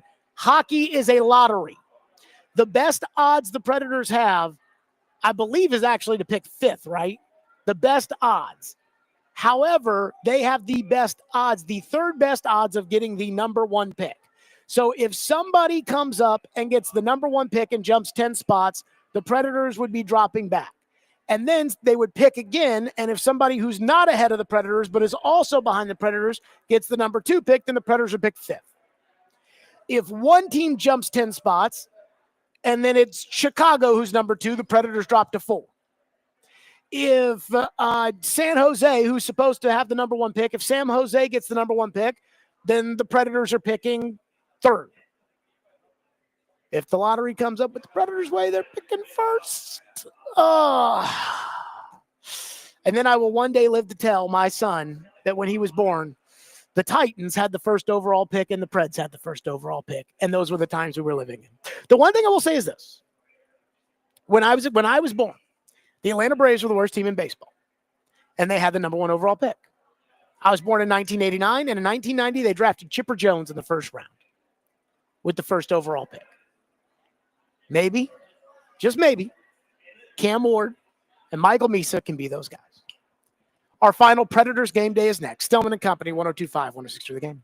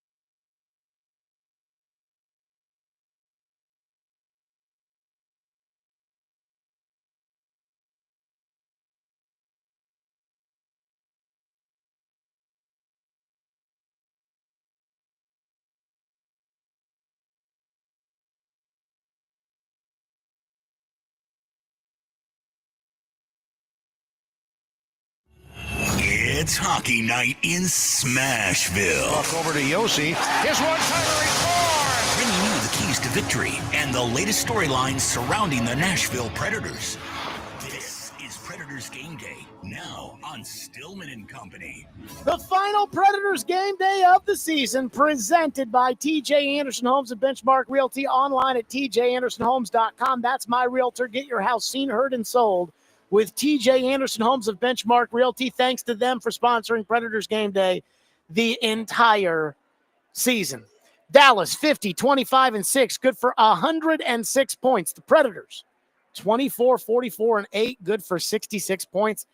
It is the season finale. The Predators have locked themselves in with the third best odds at getting the number 1 overall pick in the NHL draft. Meanwhile, Dallas is on their way to try to go compete for the Cup. Have fun at the game, everybody. Max has the pregame show next. Stillman and Company. We'll see everybody tomorrow.